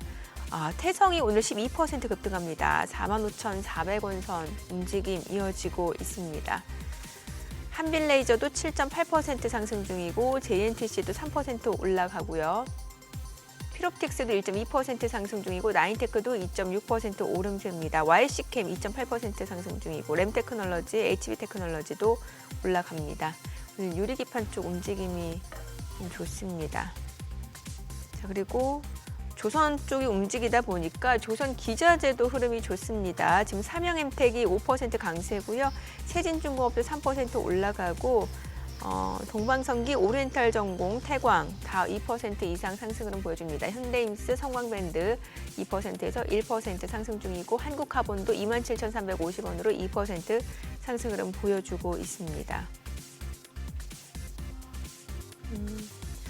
해운 쪽도 움직이네요. 펜오션, 대한해운이 각각 4%에서 2% 상승세고요. HMM은 보합권에 좀 머물러 있는 상황입니다. 수급 상황 체크해 보도록 하겠습니다. 오늘 유가증권 시장에서는 개인 투자자가 522억 원 순매도고 외국인과 기관은 각각 415억 원, 196억 원 매수 우입니다. 코스닥에서는 개인 투자자가 725억 원 매수 우위, 외국인은 924억 원 순매도, 기관은 209억 원 순매수를 보여주고 있습니다. 환율 체크하겠습니다. 달러 환율입니다. 정기장 마감 대비로는 1원 10전 상승한 1,471원에 개장이 됐습니다. 오늘은 좀 코스피가 올라가네요. 아무래도 자동차 섹터 또 네. 반도체 섹터가 그래도 괜찮다 보니까 이제 대형주들이 좀 올라가네요. 네, 그래요. 아까 뭐 물컵 반 비유해서 일단은 15%로 확정된 것만 해도 호재로 여겨지는 그런 분위기인 것 같고요. 그런데 아니 바이오들은 또 왜 맥을 못 추죠? 또 그동안 또 올라온 만큼 또 차익 그래요? 실현 물량이 나올 수도 있는 구간일 것 같고 이게 모든 종목으로 쏠린다기보다는 이 돈 흐름이 여기서 빠지면 절로 들어가고 약간 이런 상황이에요 지금 그죠? 보니까. 예, 순환매. 순환매 성격. 예. 그러니까. 예. 근데 지금 태성이 네, 어제 저희 하우 우리 월요일 날 하우머니, 예, 어제 수석이 하우머니 한번 때. 언급했던 그 탐방 기업 아닙니까? 맞습니다. 예, 탐방 기업이었는데 어제는 움직임이 없었어요.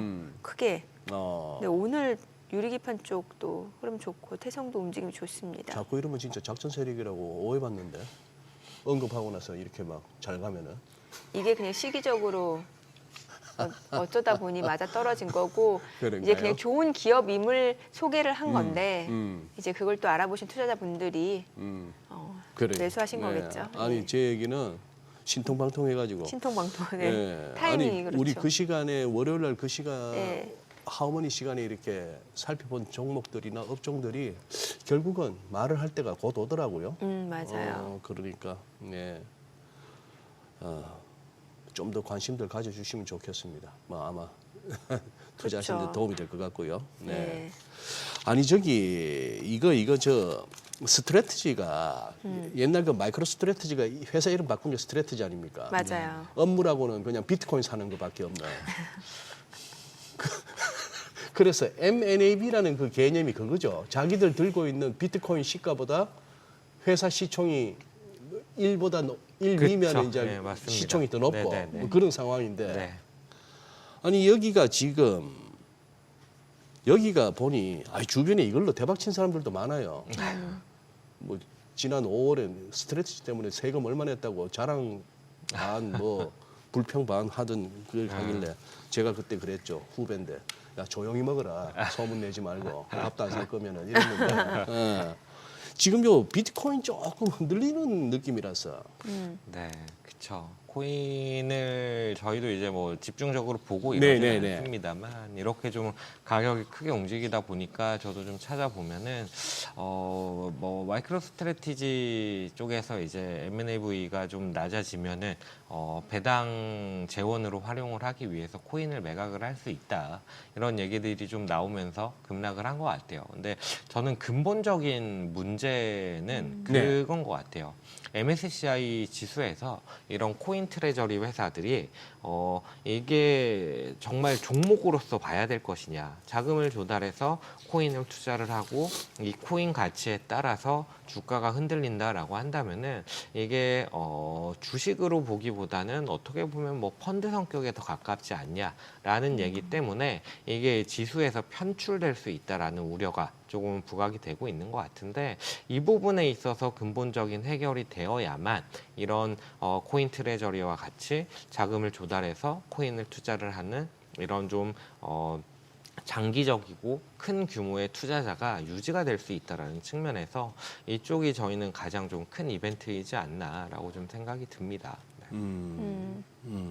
어때요? 전반적으로 이제 저희가 이제 국내 증시 개장한 상황이긴 합니다만 또 미증시라든지 미국 경제 영향을 받지 않을 수가 없다 보니까 또 체크를 하고 있는 상황인데 내년 미국 경기 상황은 어떻게 전망하시는지 또 그리고 좀 뭔가 지금 AI 뭐 거품론 버블론 얘기 나오고 뭐 엔비디아냐 구글이냐 알파벳이냐 얘기 나오는데 이건 같이 가야 된다는 얘기도 많이 나오고 좀 섹터별로도 좀 리스크가 있다면 어떤 것들이 있는지 좀 분석을 해주세요.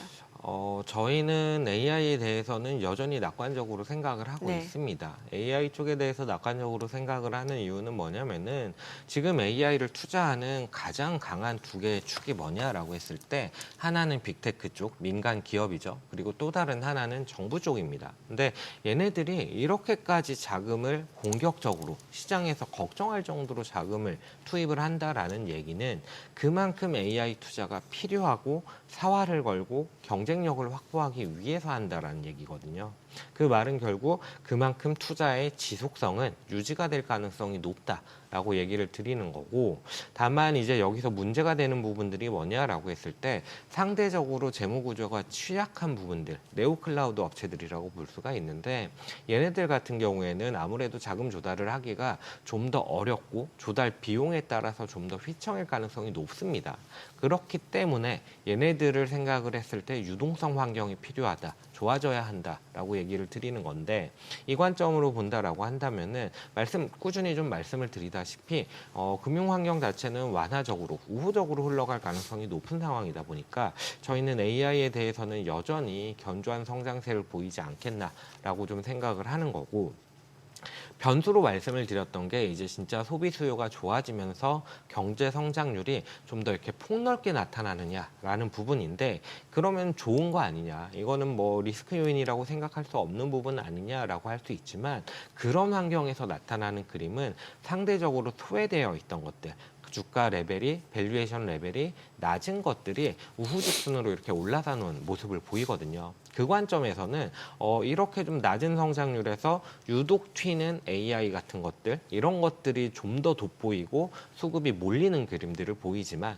만약에 이것도 좋고 저것도 좋고 이런 상황이라고 한다면은 이 수급이라는 부분이 좀 더 넓게 퍼지는 양상을 보입니다. 그렇기 때문에 AI 쪽에서는 사실은 경제 전반이 좋아지기보다는 여전히 AI밖에는 답이 없다라는 그림으로 가줘야 시장에서는 이제 AI 쪽이 더 좋은 그림으로 갈 수 있는 거고, 반대로 이제 경기가 좀 좋아진다라고 했을 때에는 뭐 중소형주라든지 아니면은 뭐 소비재 기업이라든지 이런 쪽이 좀 더 좋아지는 그림으로 갈 수 있다라는 측면에서 저희는 그 부분을 좀 변수로 바라보고 있는 상황입니다. 저는 아마 말씀만 드려도 그 장면이 우리 시청자분들도 떠오르실 것 같은데, 1월 20일 날 취임식하고 그 다음 날 스타게이트 프로젝트 발표한다고 트럼프 대통령이 손정희, 그다음에 그 오라클의 레리 앨리슨, 그리고 샘 얼트만 3명 이렇게 해서 4년간 뭐 5천억 달러 막 했습니다. 근데 지금 가만히 보니까 그 사진에 나오는 네 사람이 다 지금 힘들어요. 트럼프 대통령이 지금 앱스틴 파일이 이제 곧 공개해야 되는데 미국 전역이 진짜 떠들썩하더라고요. 보고 있으면은 그 얘기로 그거 하지. 손정희 회장 지금 소프트뱅크 주가 보면은 난리가 났고, 이 레리 앨리슨도 지금 부채 문제나 회사 주가의 문제 보면 그렇죠. 그 다음에 샘 얼트만은 완전 지금 따당하는 느낌인 게, 그저께인가요? 그 세일즈포스 CEO 네네. 마크 베니오프가 대놓고 얘기했지 않습니까? 한 3년 챗 GPT 쓰다가 제미나이 써봤더니 한 2시간 써봤는데 챗 GPT 못 가겠다고. 네. 그 사람이 그런 얘기가 그저 뭐 하는 얘기는 아니잖아요. 그쵸. 예. 이거 지금 보면은 조금 AI 업계 내에서 챗 GPT를 갖다가 좀 뭐 한다 할까? 다구리 놓는다 할까? 좀 이런 느낌. 그러니까 기존에는 이제 엔비디아 진영 뭐 아니면은 이런 그런 에이전트로 봤을 때는 챗GPT 쪽이 좀 독보적으로 치고 나가는 그림이었는데, 네. 예상하지 못했던 이제 구글의 제미나이 쪽이 강세를 보이는 모습을 보이는 거고, 그러다 보니까 이제 또 TPU가 주목을 받고 그러다 보니까 뭐 이런 브로드컴 같은 종목들 올라서는 모습을 보이는 거고, 이렇게 좀 그러니까 이 산업이 아직 제대로 형성이 되지 않았습니다. 그 과정에서 어떤 기업이 그 패권을 가져갈 것이냐, 이 패권을 얻기 위해서 기업들이 투자를 강하게 단행을 하는 거고, 그만큼 시장 전반에는 강세를, 그러니까 투자를 이어나갈 수밖에 없는 환경으로 가고 있다라고 저희는 해석이 되는 거고, 그 과정에서 사실 하나의 기업이 하나의 산업을 독점한다는 게 쉽지가 않습니다. 그래서 이런 산업들이 형성되어가는 과정에서 경쟁이 나타나고 누군가가 무언가 더 다른 것들을 발표를 하면서 기술 패권을 가져가려고 하는 모습들, 이런 것들은 사실은 자연스러운 모습이라고 생각을 하는 거고, 저는 기본적으로 생각을 했을 때에는 엔비디아 자체가 이렇게 좀 시장 전반을 독점했던 시장에서는 약간의 시장 지위는 낮아지는 게 아닌가라고 생각이 들고, 다만 그렇다고 AI 산업 전체가 이제는 좀 꺾이는 거냐라고 했을 때에는 전혀 그렇지 않고 시장은 여전히 더 커져나가는 그림일 것이다라고 좀 말씀을 드리는 거고, 그 과정에서 이제 후속 단계를 생각을 해보면은 저희는 이런 AI 도입에 대한 부분들을 생각을 하고 있습니다. 이번에 블랙 프라이데이 매출 같은 것들을 바라봤을 때 온라인 매출 비중이 상당히 높았다라는 얘기를 하는데, 그 과정에서 이 트래픽이 유입이 될 때 AI를 통해서 유입이 되는 경우들이 상당히 많았다라는 얘기를 하거든요. 그만큼 AI를 통해서 무언가를 할 수 있는 것들을 찾아나가고 수익화하는 모습들을 앞으로는 더 많이 볼 수 있을 것이다라고 생각을 하고 있어서, 저희가 이제 조금은 소외되는 업종들로서 말씀을 드릴 때 IT 서비스 업종들 이쪽에 좀 관심을 가져보면 어떨까라고 생각을 하고 있고, 관련 종목으로는 이제 미국에서는 뭐 IBM이라든지 액센추어 같은 것들 말씀을 드리고 있고, 우리나라에서는 아시고 있는 뭐 네이버 카카오라든지 삼성 SDS 아니면 LG CNS, 조금 더 가면은 현대 오토에버, 이런 종목들을 저희는 좀 관심 종목으로 제시를 드리고 있습니다. 네, 오늘 내용 여기까지 듣겠습니다. 그래요. 잘 들었습니다. 고맙습니다. 감사합니다.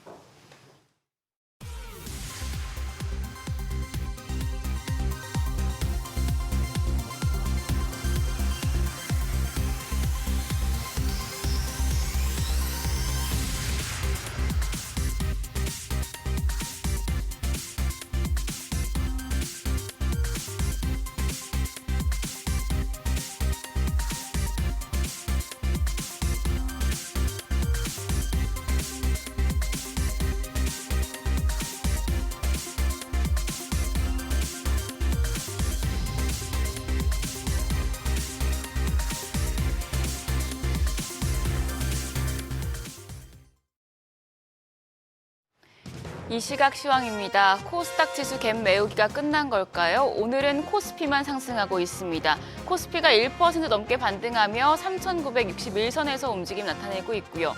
반면 코스닥은 0.5% 가까이 하락합니다. 917선에서 움직임 전개되고 있습니다. 수급 상황 보시죠.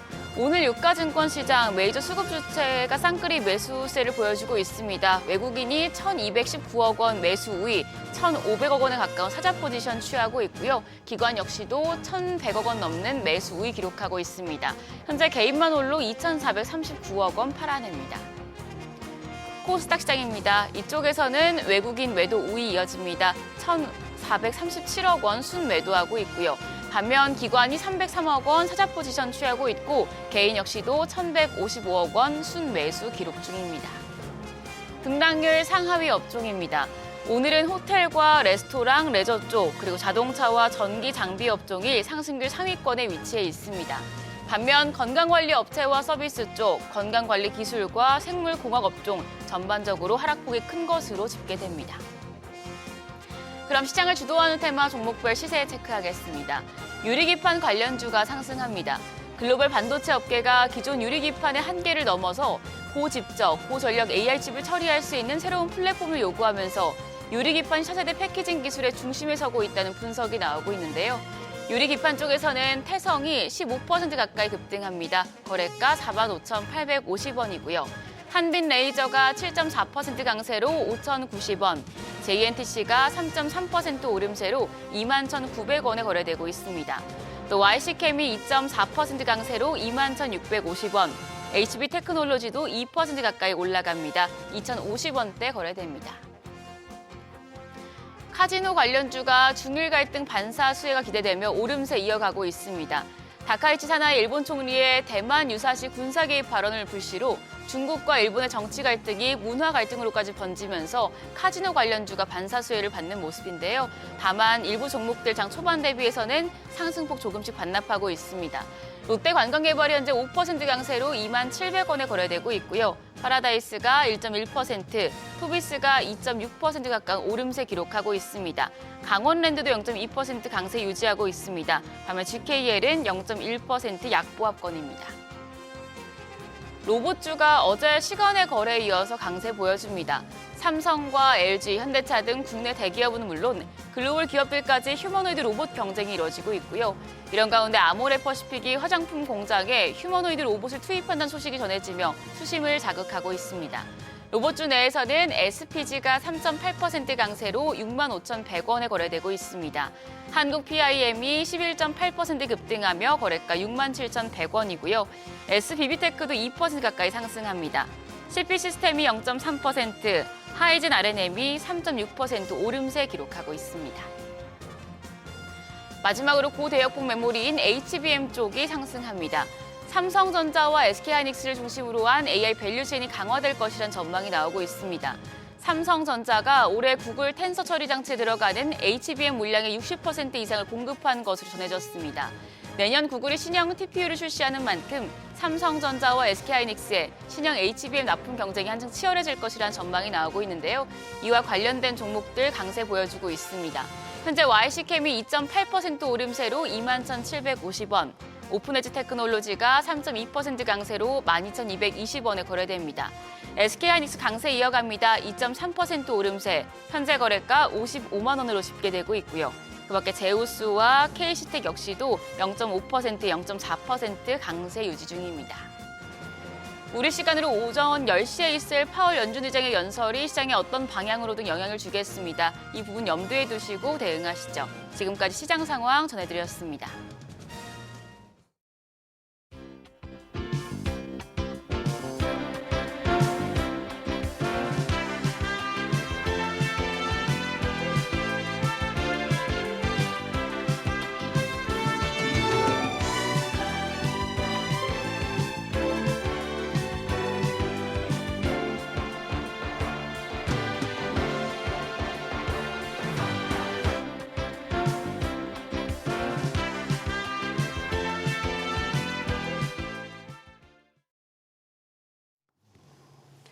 청년 자산 형성을 위해 도입했던 청년 도약 계좌가 올해를 마지막으로 신규 가입이 마감되고 내년에 새로운 청년 적금이 출시된다고 합니다.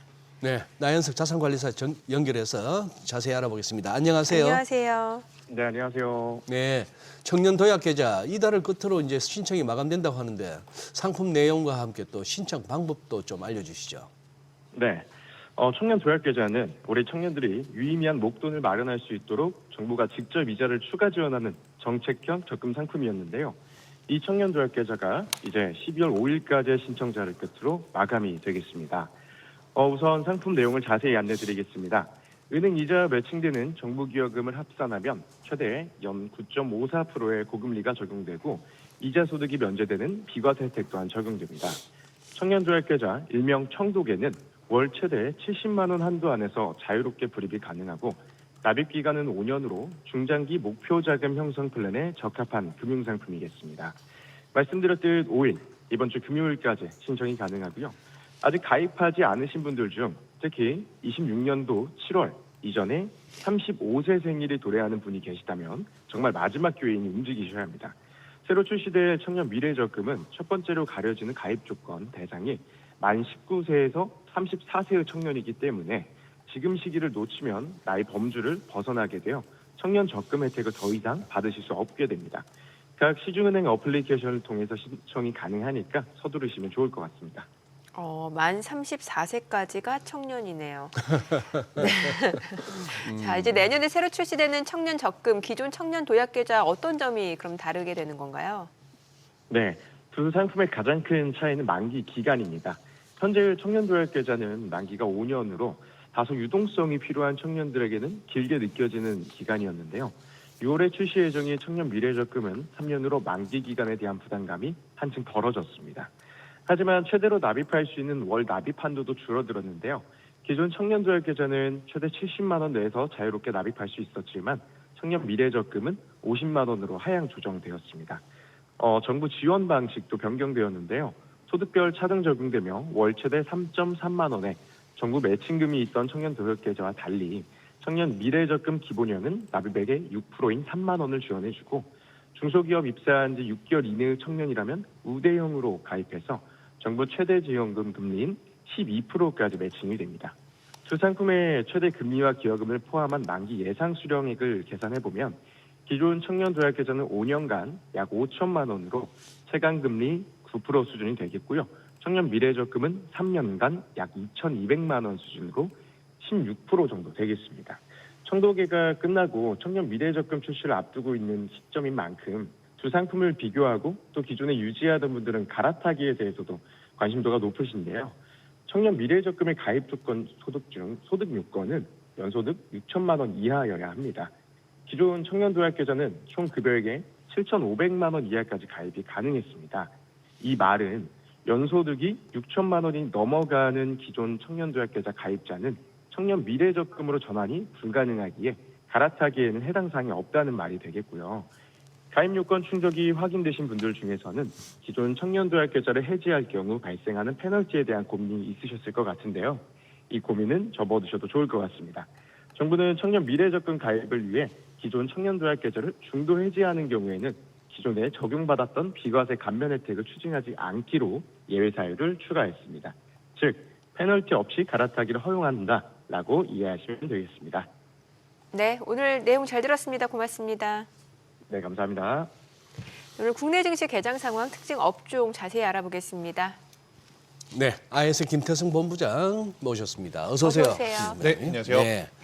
자, 지난주 주말부터 이제 오늘까지 한 3거래일 지켜보시니까 어떻게 시장에 좀 변화가 생긴 거예요? 어떻게 되는 겁니까? 일단은 오늘 SK하이닉스가 엔비디아 빨이 되었든 뭐가 되었든 우선 지수를 이끌고 있다고는 하지만 네. 저는 여전히 기간 조정이 조금은 들어갈 가능성이 높다고 좀 보고 있습니다. 기간 물론 산타 랠리에 대한 기대감을 가지고 있다 보니까 안 올라간다 그리고 뭐 이제 부정적으로 꺾인다 이건 아니지만 네. 지금 대형주들이 현재 구간에서 잘 머물러 있는 구간 그리고 이제 낙수 효과를 바라볼 수 있는 2등주, 3등주들의 굉장히 빠른 순환매가 조금 나타나지 않을까라고 생각을 하는 게 맞을 것 같고요. 예. 이번 주 그리고 어제 같은 경우에는 코인 시장의 변동성이 조금은 불편합니다. 코인 시장. 네, 왜냐 이제 11월 달을 통틀어 봤을 때 사실 11월 중후반부에 아래 꼬리를 달리면서 강하게 상승할 만한 제미나이 3의 효과를 봤기 때문에 네.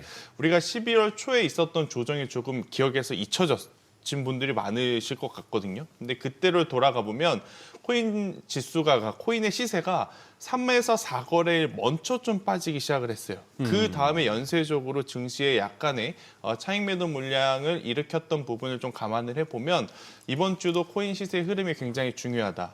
아니 왜 코인 시세가 먼저 움직이고 그 다음에 증시가 움직인다고 생각을 하느냐라고 물어보시면 최근에 엄청나게 많은 ETF가 상장이 됐지 않습니까? 예. 여기에 지금 코인이 물려있는 ETF 상품들이 굉장히 많아요. 그런데 만약에 코인이 가격이 떨어지면 ETF에서 투매를 부르는 현상들이 나타날 것 같거든요. 그러면 이게 결국엔 하나가 조금 이제 하락을 하게 되면 연쇄 충돌이 좀 일으킬 가능성이 높아서 이러한 부분들을 좀 감안을 하고 좀 보셔야 되지 않겠는가라는 의견 드려보도록 하겠습니다. 그것도 그냥 ETF가 아니고 2배짜리였는데. 그래서 문제입니다. 아, 그러니까 그냥 예. 1배짜리면 괜찮아요. 예. 2배, 3배짜리가 한번 터지게 되면 어제처럼 한 6%, 한 5, 6% 아니면 10%, 12%. 그렇죠. 3배짜리는 거의 20% 한 번에 빠지는 날이나 그렇게 되는 거죠. 그러니까요. 예. 지금 이제 내년 1월 1일부터 증권거래세는 상향되고 이제 배당소득 분리과세 이 부분도 여야 간의 합의가 있었죠. 네, 일단은 사실 증권거래세에 대해서는 조금은 저는 부정적인 네. 입장이거든요. 그러니까 우리나라로 들어오라고 해놓고 이 증권거래세를 올린다라고 하는 게 이게 앞뒤가 좀 맞는 말인가에 대한 고민이 좀 되더라고요. 그래서 이 부분은 이제 투자자분들이 어떻게 받아들이실지 모르겠으나 그래도 지금 여러 가지 방법론 그리고 여야 합의에 따라서 그래도 예전보다는 나은 주저하는 정책에 대한 이야기들이 좀 나오고 있어서 증시에 대한 영향은 그렇게 크게 저는 끼치진 않을 거다라는 생각이 들어요. 증권거래세율이 이제 늘어났다 그래서 지금 시장은 이쪽에 대한 정책적인 부분보다는 결국 환율에 더 민감한 시장이기 때문에 저는 이 부분을 크게 뭐 심각하게 받아들이실 필요는 없지 않겠나라는 의견 드리겠습니다. 얼마가 오르는 거예요? 코스닥은 0.02%고요. 코스피는 0.05%. 0.05%? 네. 100만 원이면 5천 원. 0.05. 그렇죠. 맞죠? 네. 1%. 그러니까 조금 단기 트레이딩 하시는 분들은 영향이 있죠. 그렇죠. 확실히. 거래를 많이 하시는 거래를 분들. 많이 해야 되니까. 아, 0.05면 500원이구나. 500원이죠. 500원이구나. 네. 아, 예, 예. 그 대신 단타하시는 분들은 신경 쓰이겠다. 그렇죠. 이게 그리고 이게 샀다 팔았다. 예. 이게 스캘퍼들이 좀 부담스러워지는데. 부담스러워질 거고요. 그리고 근데 어. 그분들이 본인 자금으로만 하진 않습니다. 그렇죠. 신용 그- 미수를 그- 이제 그- 땡겨서 그러니까. 쓰니까 아마 거기서 또 레버리지가 또 그렇죠. 일으켜진 상태에서 이제 거래세에 대한 부담은 좀 있을 것 같다는 생각이 들어요. 네. 지금 이거 쿠팡이 이거 어제 뉴욕에서 주가도 좀 영향을 받습니다만, 받았죠. 네. 그 와중에 뭐 보안주가 급등합니다만 그거야 뭐 일시적인 어떤 뭐 시장에서 있을 수 있는 현상이라 보고 네. 지금 이거 그러면은 어떻게 되나요 이거 쿠팡 말고 무슨 대안이 있습니까 지금? 대안이라고 소비자들 하면 입장에서 테무와 알리인데 사실 우리나라 소비자 입장에서는 쿠팡을 정리하고 그걸 쓴다 이건 말이 안 되는 것 같고요. 테무 알리는 새벽 배송, 로켓 배송 안 되죠. 안 되잖아요. 네. 로켓 프레시. 그래서 이제 어제 저도 이 사건이 터지고 나서 보안주도 봤지만 빠르게 봤던 기업이 네이버였습니다. 네이버. 네이버의 이제 스마트 스토어가 그러면 네. 약간의 반사수혜를 좀 받지 않겠는가? 하지만 이제 이게 저만 그런 건지 모르겠지만 많은 소비자들이 본인들의 이제 개인 정보에 대해서 이미 마음을 많이 내려놓은 상태인 것 같아요. 어차피 쿠팡이 아니더라도 내 개인 정보는 좀 많이 유출이 됐다라고 또 생각을 하셔서 저는 뭐- 그게 걱정이 되는 게 카드 정보를 넣었잖아요. 네. 저는 그거가 걱정이 돼요. 뭐 이메일, 뭐 주소 이런 것보다도. 그래서 지금 뭐 여기 뭐 여러 가지 SNS 상에서 이제 그 쿠팡 탈퇴하는 방법 아니면 이제 계정 뭐 이렇게 비밀번호를 바꾸는 방법이 이제 돌고 있는데 탈퇴하는 방법은 제가 이렇게 보더라도 좀 어렵더라고요. 아. 그리고 이제 그러신 분들은 또 많지는 않을 것 같아요. 네. 그래서 저는 쿠팡의 주가의 위아래 그리고 이제 이로 인해서 반사수혜를 받는 것보단 결국엔 돌고 돌아서 보안에 대한 부분을 정책적으로 좀 건드려줄 필요가 있지 않겠는가라는 생각이 듭니다. 이게 왜 그러냐? 지금 우리나라 보안주들 같은 경우에는 굉장히 많습니다.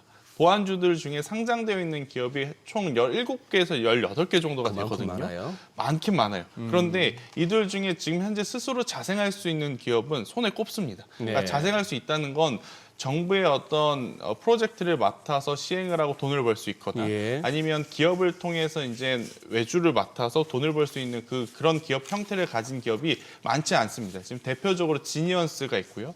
라운시큐어라는 기업이 있고요.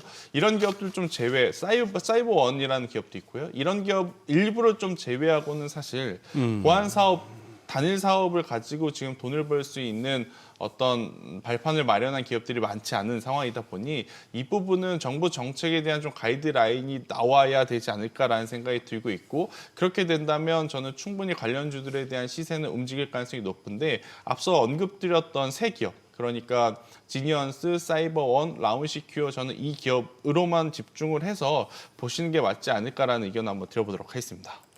이게 개인 정보가 어떻게 유출이 됐는지 지금 나온 건가요? 그게 이제 그 인적 사항을 관리하셨던 분이 이제 네. 다른 나라 국적, 그러니까 중국 국적으로 지금 알려져 있고 아이. 이제 그래서 이제 유출이 됐다고 알려져 있는 지금 상황입니다. 아, 우리 뭐 SK텔레콤도 그랬고 LG, SK 뭐 지금 아니 다 어마어마한 사건인데 어쩜 이렇게 다들 덤덤하게 가는지 몰라요. 내성이 생긴 거죠, 내성. 내성이라기보다도 이 전부 바보가 돼가나. 발끈해야 되는데 발끈들도 안 하고. 이게 안전 불감증인 것 같습니다. 예. 아 그리고 알겠습니다. 저기 아니 네. 내 차례 아니네. 아니 하셔도 돼요. 아니요, 예, 아니요. 저희가 언제부터 차례를 지켰다고 갑자기 그러세요. 예. 하세요. 안 할래요. 그럼 제가 할게요. 예.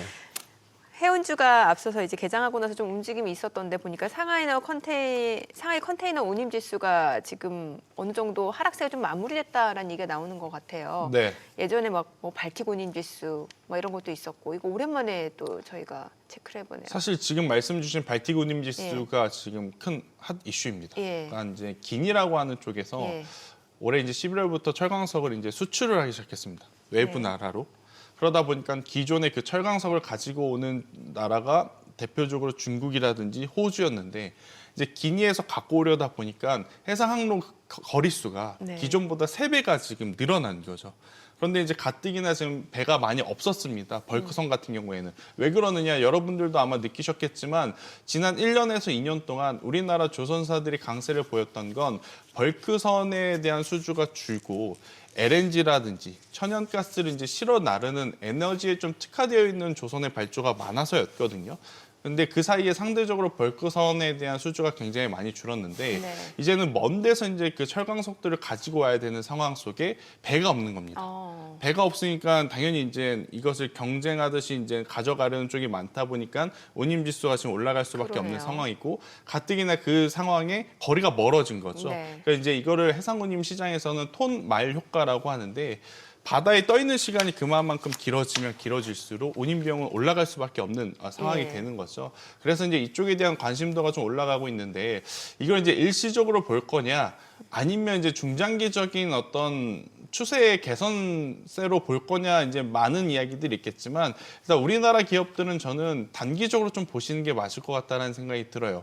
왜냐하면 벌크선의 주인 그러니까 그쪽 시장의 지금 주인공은 중국 쪽이 우선입니다. 우리나라는 이제 LNG라든지 천연가스를 실어나르는 고부가 가치 선박에 좀 특화되어 있는 쪽이다 보니까 그래서 이제 그로 인해서 완전히 이제 수혜를 못 본다라는 건 아니지만 엄청나게 강하게 상승하기에는 우리나라 기업들은 현실적으로 좀 부딪히는 부분들이 많기 때문에 저는 반등의 어떤 기술적인 흐름을 좀 노리시는 거는 괜찮지만 추세 연속성을 좀 기대를 하신 투자자분들이라고 하시면 조금은 기다리시는 게 맞지 않겠는가라는 의견을 드리겠습니다.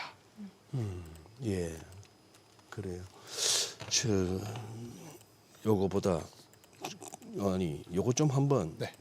하도 관심 갖고 계신 분들이 많아가지고 롯데관광개발 이게 지금 정확하게 무슨 회사예요? 카지노 회사로 보면 돼요. 네, 카지노 회사입니다. 그러니까 제주도 하얏트 호텔에 이제 글쎄. 카지노를 좀 네. 가지고 있고, 그러니까 일본과 중국과의 관계가 좀 불편해지니 이제 그분들이 이제 우리나라에 이제 오신다라는 게 골자인데, 네.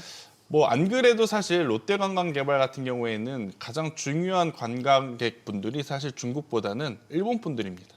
그러니까 카지노 VIP 이 드랍백의 이제 비중을 보면 지금 내륙에 있는 파라다이스에는 중국 분들의 이제 드랍백이 상대적으로 높고 네. 롯데관광개발 같은 경우에는 일본 분들의 이제 드랍백이 좀 높은 편이거든요. 근데 이제 롯데관광개발은 중국과 일본의 관계가 좋든 나쁘든 별 상관없다. 뭐 일본 분들이야 우리나라에 오고 중국 분들도 우리나라에 온다면 지금 롯데관광개발이나 파라다이스 같은 경우에는 충분히 수혜를 볼 수 있겠다 이렇게 좀 보는 것으로 이제 이해가 될 것 같고요. 지금 롯데관광개발뿐만 아니라 파라다이스까지도 지금 주가에 이제 반등세가 좀 나타나고 있고 이제 더 중요한 건 예전에는 이렇게 관광객분들이 많이 온다라고 하면 가장 먼저 움직였던 게 항공. 네. 그리고 면세였습니다. 근데 이제 최근에 이 두 산업은 트렌드에 지금 부합할 수가 없습니다. 왜냐, 유가는 내려갔지만 환율이 좀 부담이 되고 그러면 LCC 항공사들은 본인들이 가지고 있는 항공 비용을 렌탈을 하기 때문에 그 렌탈비를 내야 되는데 네. 이걸 달러로 지급을 해야 돼요. 그래서 이제 고객이 아무리 많다 하더라도 지금 뒤에서 새는 물이 훨씬 더 그러니까 배보다 배꼽이 더 큰 상황이라서 주가가 못 올라가는 상황이고 이제 소비의 트렌드도 우리가 많이 지금 겪어봤다시피 이제는 비싼 제품을 사는 것보다는 중저가 브랜드의 소비를 더 많이 하시는 그러니까 우리나라에 오셔서 면세 쇼핑을 하시는 분들보다 올리브영 같은 데 가셔서 이제 소비를 하시는 분들이 훨씬 많기 때문에 과거보다는 저가 항공과 면세점 관련주들의 이제 민감도가 많이 떨어진 상황. 하지만 반대로 우리가 이제 단체 관광을 가서는 5성급 호텔은 잘 안 갑니다. 그러니까 3성급, 4성급 이쪽을 이제 좀 많이 이용을 하는데 지금 하얏트 호텔에 대한 객실 수도 봤더니 네. 엄청나게 올라와 있도록 그러니까 이제 객실이 없어서 지금 꽉 차 있는 그 상태이라서 저는 당분간 이제 서부 T&D처럼 그 3성급, 4성급 호텔을 가지고 있는 기업과 함께 롯데 관광개발이라든지 파라다이스에 대한 주가는 조금은 더 우리가 눈여겨볼 필요는 있겠다. 이렇게 정리를 한번 드리도록 하겠습니다. 네. 그래요. 그리고 그거는 어떻게 보세요?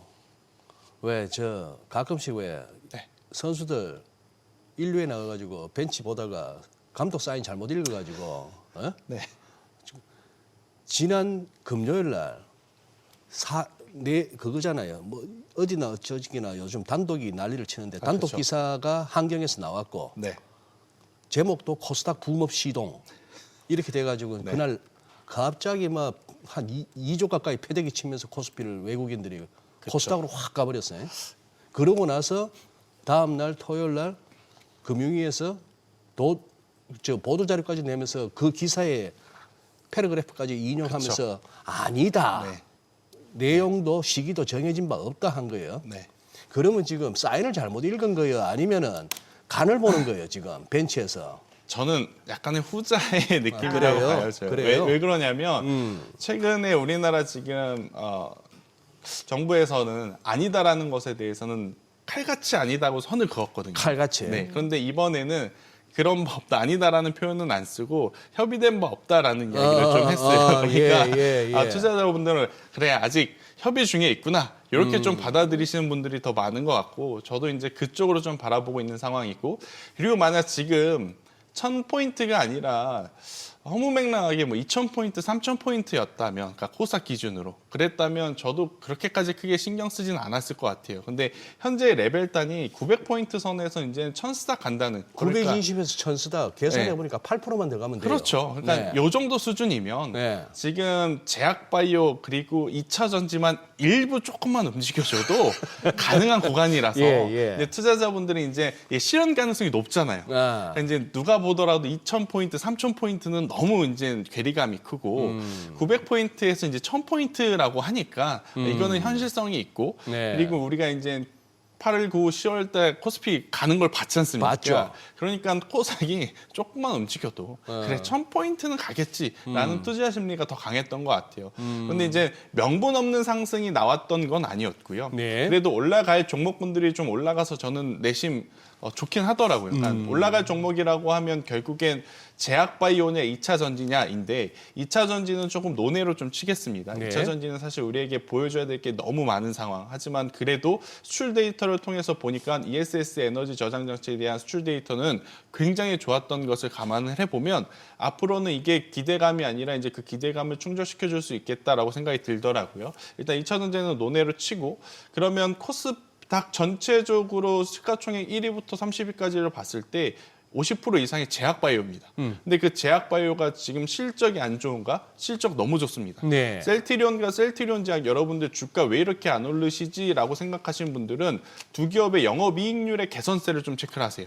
매출은 그동안에 계속 좋았습니다. 하지만 주가가 올라가지 못했던 것은 약값에 대한 인하라는 부분도 있어서 마진율이 안 좋아서였거든요. 근데 예. 올해 2분기부터 3분기 영업이익률까지 지금 개선이 되고 있어서 이들에 대한 어떤 주가의 상승 탄력도도 저는 한 번 더 강하게 나올 가능성이 높고 오늘 지금 펩트론이 굉장히 크게 변동성을 좀 보이고 있지만 결국 비만과 당뇨 시장이 엄청나게 커져나가고 있다는 것은 우리가 일라이릴리나 미국의 노보너디스크를 보면서 확인을 하고 있는 상황이지 않습니까? 네. 그래서 이제 이쪽에서 기술 라이센스 아웃을 통한 또 성과를 내는 기업들이 이제 움직였기 때문에 저는 김치국을 좀 빠르게 마신 감이 없지 않아 있지만 코스닥도 1000포인트까지는 실현 가능한 구간이다라는 의견을 한번 드려보도록 하겠습니다. 네. 저런 뉴스 지금 자막 엔캠 CATL과 약 1.5조 전액 공급 계약도 아니고 공급 계약 임박 저런 거 나오면 사면 됩니까? 믿지 않습니다. 네. 왜? 저는 그러니까 2차 전지는 1조 5천억이라는데 만약에 이게 진짜로 계약이 되거나 하는 거였으면 벌써 좀 상한가를 가고 이미 주가는 그런 거예요? 객관적으로 많이들 판단을 해서 많은 수급이 몰려왔을 가능성이 높은데 엔캠은 지금 벌써 2번 투자자들에게 불신 아닌 불신을 일으켰습니다. 공급 계약 임박인데. 근데 작년에 어떤 일이 있었냐면 회계 처리에 대한 좀 미스가 있어서 거래 정지가 좀 됐었고 11월 달에도 회계 처리가 좀 잘못돼가지고 하루 거래 정지가 좀 됐었어요. 그랬어요? 그러한 상황에 계약 체결도 아니라 계약 체결 임박이라는 뉴스에 지금 투자자분들이 믿고 베팅을 하기에 이제 고개가 갸우뚱거리는 거죠. 그래서 이제 엔캠 같은 경우에는 저는 조금은 더 기다리시는 게 맞을 것 같고 그렇다고 이제 정말 기술력이 없는 기업은 아닙니다. 그러면 그 공급 계약 매우 임박하면은 그냥 체결되고 보시죠.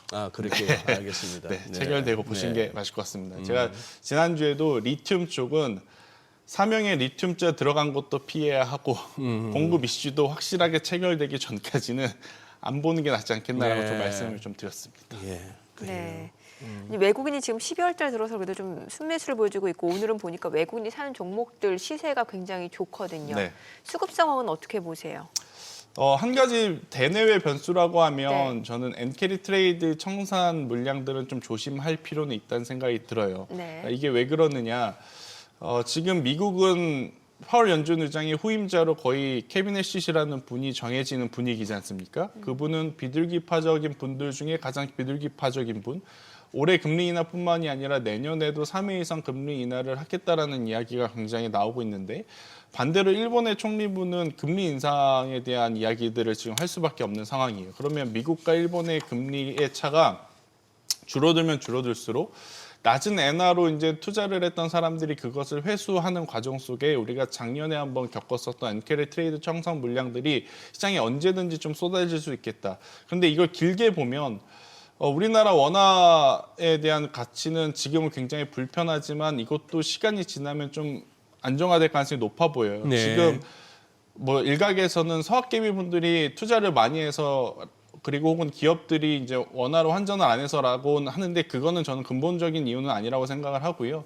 결국에는 우리나라와 미국의 금리 차 때문에 지금 이렇게 원달러 환율에 대한 압박이 지금 나타나는 상황인데 우리가 지금 동결 기조를 계속 유지한 상태에서 미국의 금리가 내려오면 그래도 어느 정도 압박은 좀 해소가 될 가능성이 높지 않겠는가라는 생각이 들어서 오늘의 이제 외국인 수급만 보고 지금 계속 공격적으로 뛰어드시기보단 저는 조금은 기다렸다가 채권 시장의 좀 변동성 그러니까 엔캐리 물량이 나오는 그 시점이 공격적으로 한번 비중을 우리가 재편할 수 있는 시기가 아니겠는가라는 의견 한번 드려보도록 하겠습니다. 네, 오늘 내용 그래요. 잘 들었습니다. 고맙습니다.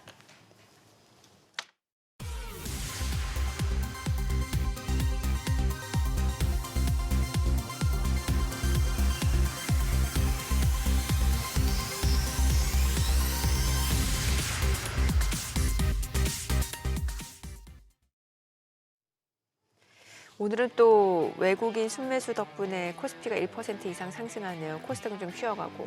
그러네요. 네. 예. 환율은 여전히 또 1,472원대. 그러네요. 예. 네, 저희 방송 중에 전해드린 내용과 관련해서 모든 투자 판단의 책임은 투자자분들께 있다는 점 알려드립니다. 네, 세상의 모든 돈 되는 정보 머니쇼. 오늘은 여기서 인사드리겠습니다. 여러분의 모든 경제 SBS 비지가 함께하겠습니다. 저희는 내일 오전 8시에 찾아뵙겠습니다. 고맙습니다.